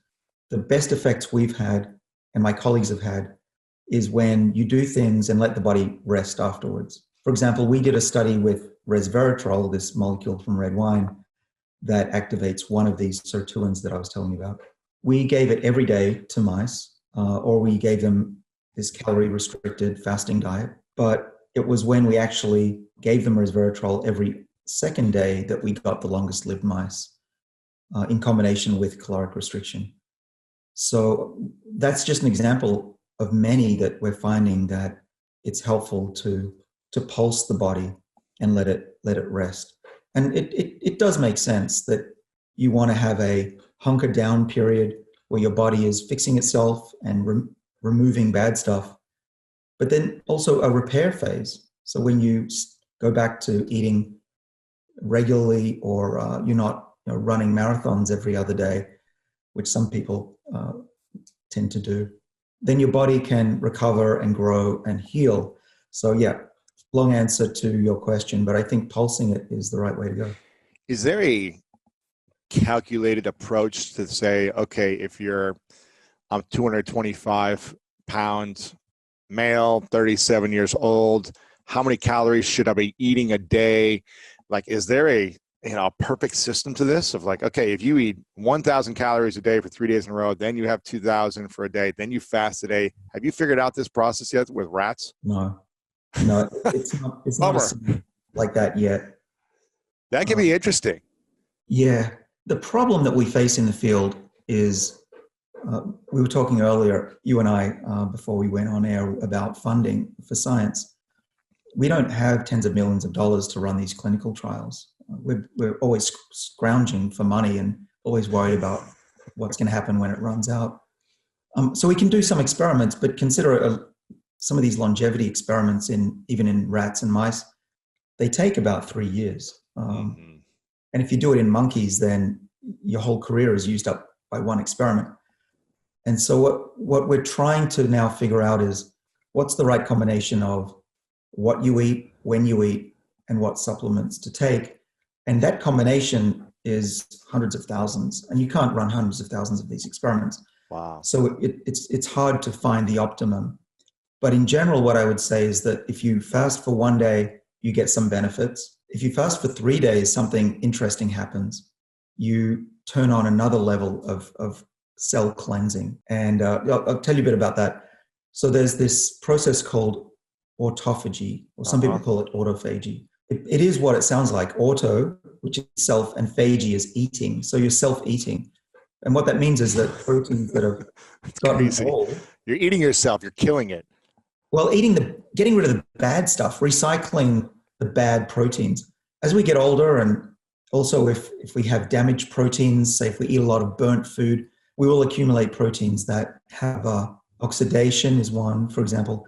And these proteins also are very hard to get rid of. They tend to clump. They're sticky. They're sticky. And Alzheimer's disease is a good example of that, of proteins that stick together and just accumulate, and you can't get rid of them easily. But autophagy is this process where the cells can chew these up and recycle the amino acids in those proteins. But our bodies, especially as we get older, do a pretty crappy job at doing that. And it leads to things like macular degeneration, neurodegeneration, and others. Now, what one-day fasting does is it turns on autophagy and will clear out some of the proteins. But from my reading, if you do 3 days of fasting, something else kicks in. It's a different type of autophagy. It's called chaperone-mediated autophagy, or CMA. And it was discovered by a good friend of mine in New York, Anna Maria Cuervo. And she has shown that this CMA process is really important for extending the health and the lifespan of mice. And I'm helping her a little bit with one of her companies to bring this to humans and hopefully treat diseases, for example, like macular degeneration. But anyway, long story. So 3 days really starts to kick in the benefits. Is there a time when fasting too long hurts the body? Well, sure. You need nutrition, right? Your body needs amino acids to repair itself. I can't stress enough that we don't want anybody to lose so much weight that it's bad for them. Yeah. There are a lot, especially young people who can overdo it. Yeah. You always want to have some adiposity or fat on your body. You need it for lean times, and your body needs it for, energy when you're sleeping, for example. But so I think that going for a week is okay. I haven't done it myself. It's too difficult. But what's the longest you've gone personally? I'm not that good at it. I've gone for a day. That's about it. I tell you what, 4 days was tough, but it was also like, once I set my mind to it and I was just like, I'm going to commit to this. I also wasn't that hungry. I was just like, okay, I can go a little farther. It was just weird because I'm so used to eating every, 4 or 5 hours. I was just like, is everything okay? But I felt the effects. It felt like it was getting better. Like my body was healing. I felt like the pain was starting to go away, and I just felt clear and focused. That's a common thing that people report is you'd think that you'd be distracted by hunger, but what actually happens once you do it for a longer time, or you've done every other day eating for a while, or even in my case where I like to skip breakfast and have a late lunch, or maybe even go straight to dinner, your body gets used to it. You don't feel those hunger pains. If you drink a cup of tea or even a glass of water, it numbs any desire. Yeah. That's when you know you're doing it right. But also what people report, and I can tell you from my experience, it also focuses the mind, and you're not distracted at all. In fact, it's like a high that you get, and I can get a lot of work done when I'm in that phase. Do you think human beings will ever be able to become immortal? Oh, yeah, that's a tough question. Here's the honest answer. No, I don't think so. Never. In 1,000 years, 10,000 years, never. Well, never is pretty hard statement. I would say that with the technology that I can envisage, even the best technology, give it 1,000 years of development, I think we can live many hundreds of years. Really? Well, let's get into that later. I think we've got some new technology coming out of the aging field that makes the old stuff, even things just 2 years ago, look primitive. But immortality is so hard. I mean, we're fighting entropy. We're fighting the second law of thermodynamics, which is a very powerful law of nature. And really what we've discovered in my lab and some others around the world is that it's hard to preserve adult living things for a long, long time. You can keep them together and functioning for longer. We've got some species on the planet, particularly plants, that can live thousands of years, and many hundreds of years for some mammals, bowhead whale, for example. But going, immortality, you're fighting what turns out to be a loss of information. We all understand the importance of information. Our computers get corrupted. We used to have things like compact discs and DVDs that got scratched. These are examples of the problems with trying to store information forever. How long would an iPhone last? It's not going to last for 1,000 years, that's for sure. But if the information's in the cloud, then it can't be scratched, maybe digitally scratched, but... Well, that's the saving grace. Maybe if we are able to upload ourselves somehow or rebuild ourselves from scratch, that's immortality. That's beyond anything that I'm seeing right now. I think a lot of people who say, oh, let's just download our brains into the internet are underestimating the complexity of the human brain. It's not like just wires contacting each other. Every one of those wires is extremely complex, more complex than anything in the known universe. And so you put a few trillion of those together into one thing, and it's very hard to map it without damaging it, and let alone rebuild it. So the brain wiring is more complex than anything in the universe. Our brains are the most complex thing in the universe. Do you think it's more complex than the understanding of God or source or the creator? I think that's pretty simple. You believe it or you don't. We've inherited brains from our ancestors that have consciousness, and then we're able to ask these questions. Where do we come from? Is there a force beyond what we understand that gave rise to everything around us? Or are we just an accident of nature? In your opinion, what do you think is an ideal lifespan for humans then, with the technology we have today and the technology we're going to have over the next 2 decades? What do you think is the ideal lifespan where we'll be functioning, healthy human beings that have memory and not just blobs that just last longer? Yeah, that's a really good question. And I don't recall ever having been asked that one. Right now, the maximum human lifespan that's recorded, at least, and even that is debatable, is 122 years old for the French woman, Jeanne Calment. The thing about living that long is that, and we often forget, is that means she was still very active. I'm sure she was riding her bicycle around her village when she was 105. Wow. So if you live that long, you have this period of health where you don't have diseases. Aging brings on those diseases. And so when you think about extending lifespan, the important thing is to realize that you don't live longer in old age, you live longer in a youthful state. What do you mean by that? Well, we do have technology in animals, let's say mice, to make them live 20% longer. They don't live 20% longer at the end of life. They actually live 20% longer in midlife so that they don't get diseases. They stay younger longer earlier. Right, so that you can compare these animals. You can actually do this pretty easily. Actually, anybody could do it. You take a mouse and another mouse, and you give a lot less food to one of them, or feed them every other day. And yeah, they'll be hungry. I think they eventually can get used to it. But what happens is you can compare those two mice, or 50 mice in one group and 50 in the other. This is what has been done for now 80 years. And the ones that have spent some time in hunger, or not always satisfied, they are remarkably different. Their coats look all shiny. They have very little cancer or evidence of cancer. They're running around the cage. And the mice that have been eating as much as they ever wanted, which is kind of how we live now, most people, they are decrepit. They are not moving. They've lost a lot of their ability to remember things. They don't bother making a nest. It's dramatic. And this has been done for monkeys as well. It's been done for Labrador dogs. It's a really universal thing in life. So to get to your question, Lewis, actually, what's the optimal life if you had the chance to stay young? Why would you want to die? I don't think anybody who's healthy and has friends and is enjoying their life says, I want to die tomorrow. I haven't ever met anybody like that. There's pain, there's suffering, there's depression. But if you don't have those, why would you want to die? I mean, maybe boredom, but there are ways of Right. You'd always want to live. You'd always, if you had a purpose, if you had community, if you were pain-free, you'd want to keep living, I would assume. If you were enjoying your life and you had love and connection and mission, then you'd want to live as long as you could.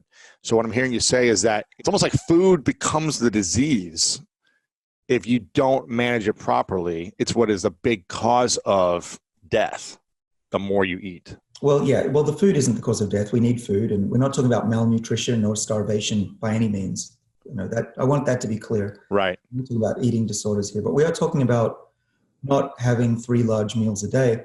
And the way to think about it is not that the food is killing you. What it's doing is it's turning off your body's protective mechanisms against disease. So creating some smaller stresses in the body turns on the immune system to fight against disease. Yeah, well, not just the immune system, but that is a big part of it. It also turns on repair of DNA. It clears the body of old proteins that are just accumulating and causing issues. Rejuvenates the mitochondria, which are those battery packs, the energy parts of the cell. A lot of things happen. We don't understand everything that's going on when animals or we are hungry, but we know that there are, at least we know of 3 main pathways that, and by pathways I mean biochemical workhorses in our cells, proteins that do good things.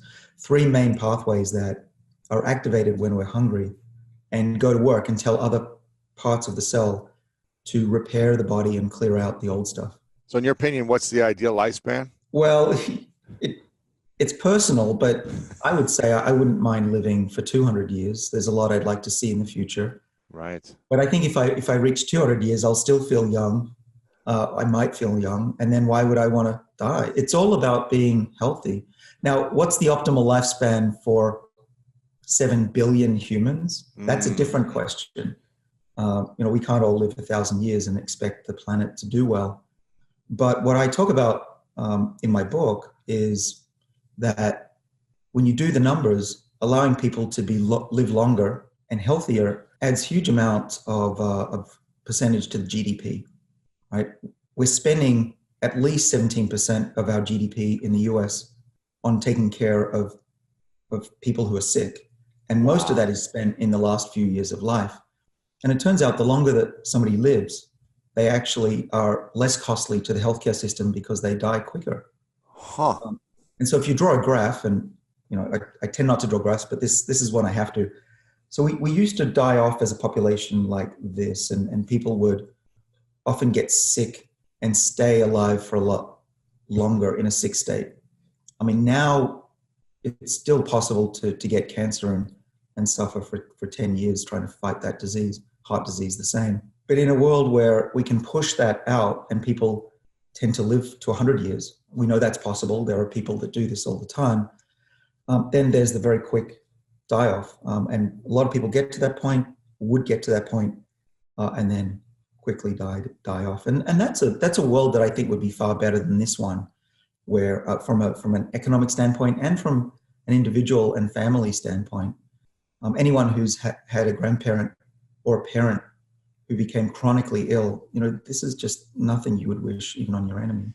When it's like 5 years, 10 years, and it keeps extending where it's just uncomfortable, suffering, pain, as opposed to what I'm hearing you say is live a great life, and then once you start to feel a little sick, die quicker, as opposed to die over 10 years of suffering. That's the ultimate goal with this research, and it looks feasible based on the work that's been done over the last 20, 30 years. Because essentially what I'm hearing you say is we're not dying effectively. We should be dying in a better way that's better for us as individuals, that's better for our families, that's better for the economy, the planet, is what I'm hearing you say. Right. No, we see that today as well. People who don't take care of themselves, who never exercise and eat the wrong foods and too much of it. You can see that those are the people that develop diseases in their 60s and 70s that are often horrific, diabetes and having limbs cut off from lack of blood flow. Yes. This, in large part, is preventable already. We know how to do that. It's really sad. I know some people at that stage of life where it's just, you can't really come back from it. Once you've gotten to that point, you can't really reverse back to a healthy state. Is that correct? Maybe you can manage it a little bit, but it's not a reversible thing at that point. If you asked me that last year, I probably would have said it's not possible to come back from that. But this new work that I'm hinting at really does look like an age reset is possible in complex tissues and maybe one day an entire body. Really? So someone who's 60s, 70s, who's got diabetes and it's really slowing them down and they're losing, function in their body, you're saying that in the future, potentially we could reverse that? Right, theoretically. Now, we haven't tested it in the context of diabetes. We tested it in the context of vision loss due to aging or due to damage to the optic nerve. But there it was very easy. In 3 weeks, we were able to recover a lot of eyesight in a blind old mouse by resetting the age of the eye. We haven't tested this on humans yet. No, I'm trying to do that. Wow. In hopefully clinical trials will be 2-3 years from now. That's amazing. So I remember you saying in our last interview that you wouldn't want to live forever. But as you say, with research, things change. And last year you would have said something, and this year is different now. And you might want to live to 200. But if you were still healthy at 200, would you want to say, hey, let's keep doing this another century? Or would you say, I'm healthy, I have love in my life, but I want to call it quits? Is there ever a time, if you were healthy still, you'd want to call it quits? I don't think so. Yeah. I really don't. I haven't met a happy, healthy person who wants to die, have you? No. So it only becomes when it's a time of like suffering, pain, immobility to function at life at a normal level. Yeah, or depression. Or let's face it, there are a lot of people on the planet that are not living great lives, countries that are not as well off as these ones are that we need to live in. So I can understand there may be situations where you wouldn't want to live longer if you're doing a profession that every day is painful or just way too much work. You and I have the privilege that we can do jobs from an armchair, but not everybody can do that. So I just want to realize that not everybody's in our situation, but hopefully if you have an extended lifespan, you'll be able to change professions if you're in one that you don't like and have the possibility of 3, 4, 5 different careers. Right. Is it, in your opinion, more important to extend life or reverse aging or live better with the years that we currently have? Well, yeah, obviously you want to do both. And actually it turns out if you live better during the years that quote unquote you have, you will live longer. If you're making the most of life, you're enjoying your life, have a career that you love, getting out in the outdoors, that will lead to longer life. We know that. So a good life actually leads to a longer life. When did you become kind of obsessed with being the master of anti-aging? Well, I've got an obsessive personality. I think anyone who's, become at the top of their profession has to be obsessed with something. They're not normal people. We're not normal. At age 4, I became obsessed with it, actually. 4? Yeah, at 4. My first memory is 4. I don't even know. Well, this is my first memory. Really? What was it? Seeing your mom smoke and be like, I don't want to die. Well, there was that. Yeah, in the 70s, early 70s when I was a kid, the smoke was everywhere. I couldn't stand it. But that was not really my motivation. It was that my grandmother, who helped raise me, told me, everybody's going to die, and so are you, and so is your cat. And my grandmother was brutal. She didn't lie. She told it as it was. But she said, now that I've told you that, here am I crying, my cat's going to die. Santa Claus isn't real. My cat's going to die. It was my cat that was the problem at the time. Oh my God, you love this cat. Yeah, because she said, your cat's going to die before you're 20 or whatever. She said, now that you've realized that, here's the lesson. Make the most of life. Do your best to make humanity the best it can be. And don't waste a second. And that was it for me. It's like, okay, I'm going to go for it. But when did you actually start researching? Okay, now maybe you had this positive mindset. I'm going to make the most of every moment. I'm going to enjoy my life. I'm going to learn quickly and not be stuck in these painful moments. But was it like middle school, high school, where you're like, mitochondria and telomeres and, So I was a pretty average kid. I liked to have a lot of fun, and I didn't really take care of myself. Actually, you'd be surprised. I was pretty chubby as a kid. Really? Yeah. But I got to college, and 2 things happened. One was where were you in school? I was in Sydney. In Sydney, okay. So I went to, there aren't that many choices in Sydney. I went to, it's called the University of New South Wales, like the MIT of Boston. So I was there, and I wanted to get a degree in what we used to call genetic engineering. And I thought, that's a cool thing. Everyone's going into computing. I'll do something because I got also the personality that I don't like to be told what to do, and I like to be different. You'd be unique, one of a kind. Yeah. Yeah, I do. Me too. So I was the big dumb jock who never drank a sip of alcohol in college, who learned salsa dancing and guitar, who was in choir, in the musical. Like I was, whatever you thought I was going to be, I was like, I'm going to do the opposite. So we have that in common. Yeah, probably your parents learned they had to tell you the opposite of what they wanted you to do. Exactly. So I went to college, and I realized two things. One was, if I'm chubby, I'm not going to get a girlfriend. Right. So I started working Survival. out. Survival mode. I ate carrots for a month and shed 15 kilos, whatever that is in pounds. Got a best body I would have dreamed of. It's long gone. That was one thing. So I became healthy. Yeah. And I've been this weight ever since, basically. Haven't changed. It takes effort. Yeah. And the second thing I realized was that I think I could make a difference in the world. And I was playing cards with friends. We did a lot of drinking. They did a lot of smoking. Typical college life. Mm-hmm. And there was a moment where somebody was talking about old age and laughing at old age and making fun of old people, which we do sometimes as kids. We're young. Yeah. How old they are. And I had an epiphany. I think I was 18 years old, and I said, do you realize, everybody, hold it. No cards, shut the fuck up. I've got something to tell you.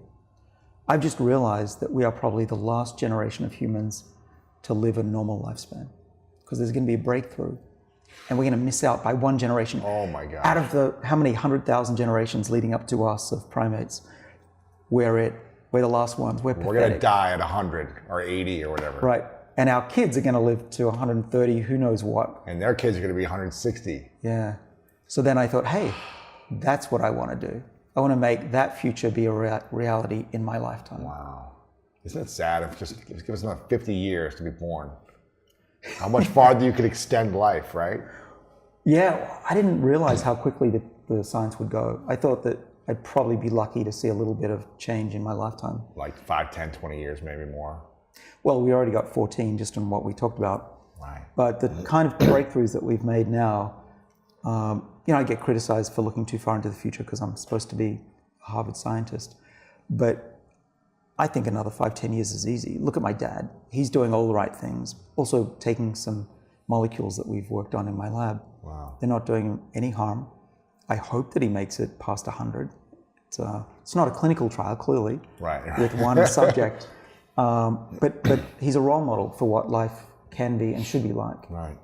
So now, is this molecule the same molecule that you worked on 10 years ago that got a lot of credibility and then was debunked, I guess, by some researchers, and then now, in the last week, has come back to be verified as true? One of them, yeah. So resveratrol is the red wine molecule.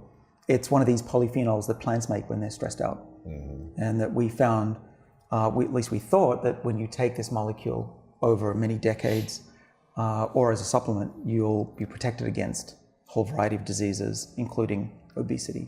Really? Yeah. Is that what everyone says, like drink a glass of wine every night or something? It's going to make you live longer. Well, that's basically because of me, but there's other research, of course. Other people have studied red wine and found that people who drink red wine tend to live longer. Gotcha. Okay. Dan Buettner will tell you all about the blue zones. Right. So this molecule, is it something you discovered 10 years ago, or you started researching 10 years ago? Well, so remember these longevity genes. They make proteins that tell the cell how to survive. And we can turn on the production of these proteins by being hungry and exercising and being out of breath. Mm-hmm. But we wanted to do it artificially because if you're an older person in a wheelchair, or you're like my mom and you're not doing HIIT workouts at 90. Yeah. You need a drug. You can't just expect them to run marathons or go hungry. So we wanted to figure out, how does fasting, how does exercise work? That's another important question, a couple of questions.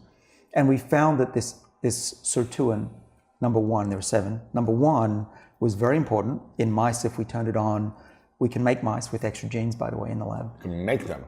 We make mice. From scratch? Well, from stem cells.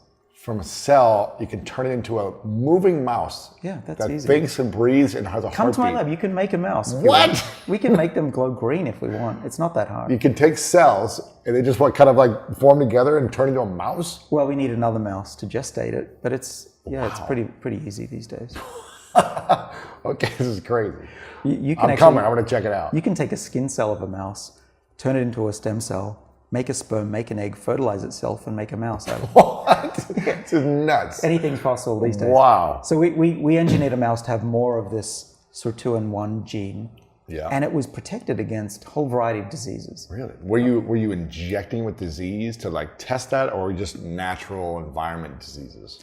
So we have a lab where It's like other mouse have the disease. we let them age. Yeah. And that's the main thing. We have a lot of old mice, and we test them if they're frail. We look at their strength, put them on treadmills, test their memory. This is crazy. We got this whole floor in the building mice. of mouse testing Shut up. machines. How many mice are in the lab? Thousands? Well, I don't want don't want anyone to be upset, because we do have a large number of mice. But Okay. our goal is to make them healthy, Gotcha. unlike a lot of other labs. You're not trying to kill them like most labs. You're No, trying no. to say how can we keep them as healthy And our for mice the live. longest. Our mice live longer, so that we're one of the few labs where we do that. But yeah, so we this SIRT1 gene, it makes a protein that helps the cell. So we found this red wine molecule, just coincidentally turns it on. So if you put the enzyme, we can put in the little test tube, these little test tubes, and we put in the protein, and we can test whether it's more active or not by how much it glows or fluoresces. Okay. And then we tested thousands of molecules, and the one that worked the best was this one from red wine. It made it glow really brightly, fluoresce. And that was the beginning of this story, where we found a molecule from red wine that turned on our body's defensive enzyme. And that was great. We put it onto yeast cells. They lived longer. I did that experiment in my dining room, actually. You can make yeast cells live longer. Oh my Imagine gosh. that. Crazy. We fed it to mice, and they were much healthier. They were resistant to obesity and diabetes and cardiovascular problems. It basically made mice immune to a high-fat Western diet. Wow. They could eat whatever and it wouldn't affect them. And they lived just as long as those that were... They burn the fat quicker. Well, they were actually still fat. That was the crazy thing. But fat didn't hurt them. They were immune to the effects of being fat. Wow. That's amazing. Yeah. Okay. But then, and this is the one that my father started taking about a decade ago, same as me. But here was what happened that was 2003 to 2006. Things were great. We started making better molecules. We made thousands of them. Mm-hmm. They went into human clinical trials, put it on the skin of patients with psoriasis. It was a pill, and their psoriasis got better. No way.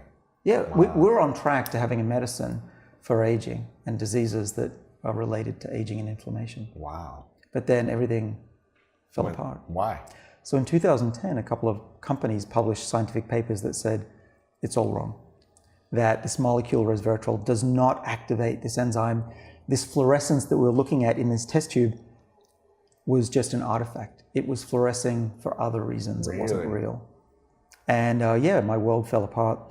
The company stopped working on it, and it was hell. You stopped working on it? Well, we didn't. Well, for about 2 weeks, I stayed in bed. It was horrific. I went into mild depression. My lab didn't know what to do. I had friends calling me, ex-friends, who called me and said, I'm really sorry, and didn't hear from them again. Wow. It was a tough time. And when you're, and this is what I built my career on. I was known in the world for this, and then it went away. Wow.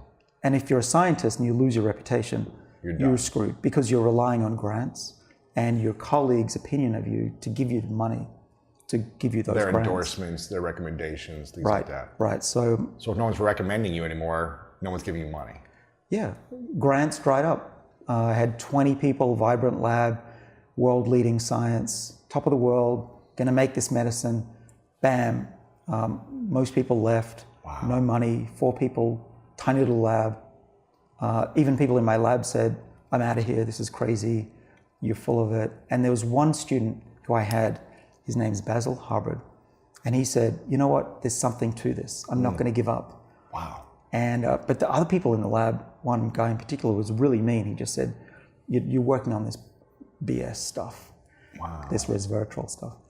But he figured it out. It took him 3 years to figure out that The intern? he was a PhD student. Okay, gotcha. Basil. And just through grit and stubbornness and genius, he figured out that it was real. And we published in 2013 13, 3 years later, that there was good evidence that we were not wrong. So, okay, take a deep breath. I'm swimming, I'm not drowning anymore. This is 3 years of like depression or just figuring out how bad. am I going to get to my life, my career, everything back on track. Right. I was so mad with the world. I'm sure. I said it. Screw everyone. I can't trust anyone anymore. Well, it was that because I devoted my whole life to this. I'd barely taken a weekend off in my life. Yeah. And to have that happen, it was like, oh, I could have retired at that point. How did you recover? The problem was that I didn't want to die not knowing the answer. Wow. Needed to figure this out. Yeah. And knowing that I was wrong was still better than not knowing it all. Right. So we tried to figure it out. Because it's better to be like, okay, I'm actually wrong. Here's the proof. Here's the science. You can live with that, is what you're saying. Right. Knowing the truth. And then, okay, how do we solve it? What's the new solution, right? Where do I go next? Yeah, and we actually had evidence that we weren't wrong. Mm-hmm. So that's why I got out of bed, went back to the lab, and said, let's figure this out. Let's do some key tests that'll tell us either way if we're right or we're wrong. And it turns out we weren't wrong. And there was this study you referred to that came out a week ago that said, you know what, that mechanism that you discovered actually is really important for being activated when you're fasting, when you're hungry. What happens is when you deplete fat, let's say you're hungry, you haven't eaten breakfast, you'll melt away some of the fat and you'll generate what are called free fatty acids. And some of them we can get from plants, from olive oil, monounsaturated fatty acids, the good ones. A lab discovered that the way resveratrol works is actually just mimicking those unsaturated fatty acids that we already know are good for you. And Dan Buettner in the Blue Zones would tell you, that these are what leads to long life. Wow. And so it turns out resveratrol, if this is true, is basically mimicking gobs of olive oil, but without all the calories. So my father and I, maybe we've been doing the right thing. So your father's been doing this for 10 years. Right. Even though people try to say this isn't true, this is stupid, it's not actually doing anything, but he's been taking it consistently. Right, well, he's a scientist too. Everyone in my family is a scientist, including my wife. And people say, oh, are you testing this on your father? No, he's a scientist. He can read this stuff for himself, and he's the one that made the decision that he believed in it. Wow. And I'm glad that he did, because so far so good. Wow. Okay, so that just happened last week. So 10 years you've been waiting for this to be proven again. Right, and we've always predicted, I've always said, resveratrol isn't the big story. The big story is, A, can we make a medicine, which we're still trying, but B, what we call it the endogenous activator. What's in our own bodies that resveratrol is mimicking? And it's these monounsaturated fatty acids that come from when we're hungry or if we eat these healthy plants. Wow, okay. That's pretty exciting. It's damn exciting, but it's not as exciting as I thought it would be. Because, in life, it's always an anticlimax, right? You think, I can't wait until this in my life happens. And then it happens, you think, yeah, but tomorrow I've got something else to figure out. Right? So really, Isn't that funny? Maybe that's just my personality. Before we continue this video, make sure to subscribe below and turn on the notification bell right now so you don't miss out on these great videos every single day. You said that science is driven by the question, not the technology. What are the biggest questions you have out there right now, or that science has out there right now? Well, there's a big one that we're chasing right now. As I mentioned earlier, we found that we can reset the age of a cell and literally turn its age back. There's a clock in the body that we can measure. It's little chemicals that bind to our DNA as we get older.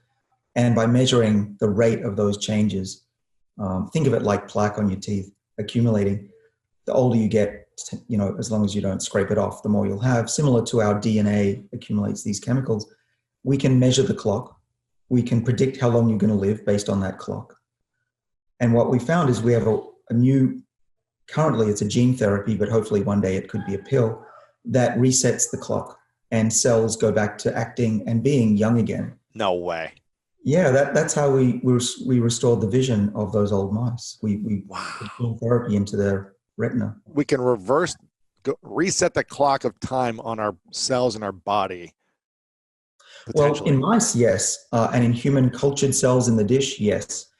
We will know in a few years if it's true for humans. What would that mean if we could do that? Well, this is why I'm more optimistic than I was even a couple of years ago. We know that we can reset the age of cells in complex tissues like the eye at least once, and it looks like it's going to be a long-lasting change. But we don't know, but I'm optimistic that we can reset multiple times. Imagine that.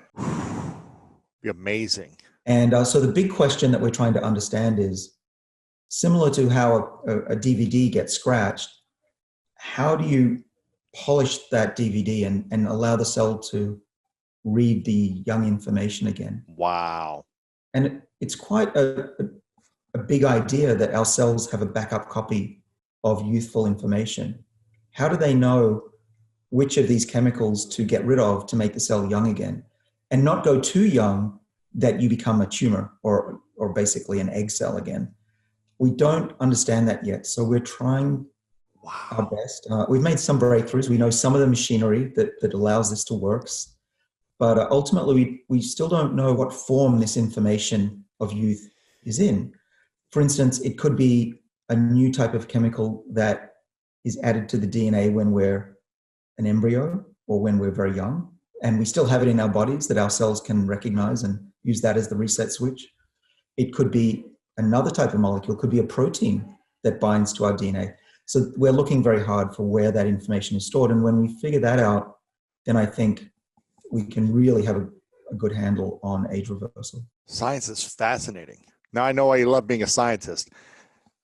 Is there a way right now to predict like when someone would die based on their current life, their cells, and say, okay, you're going to live from 84 to 87 range based on what you keep doing at this stage if you don't change anything? Yeah. Really?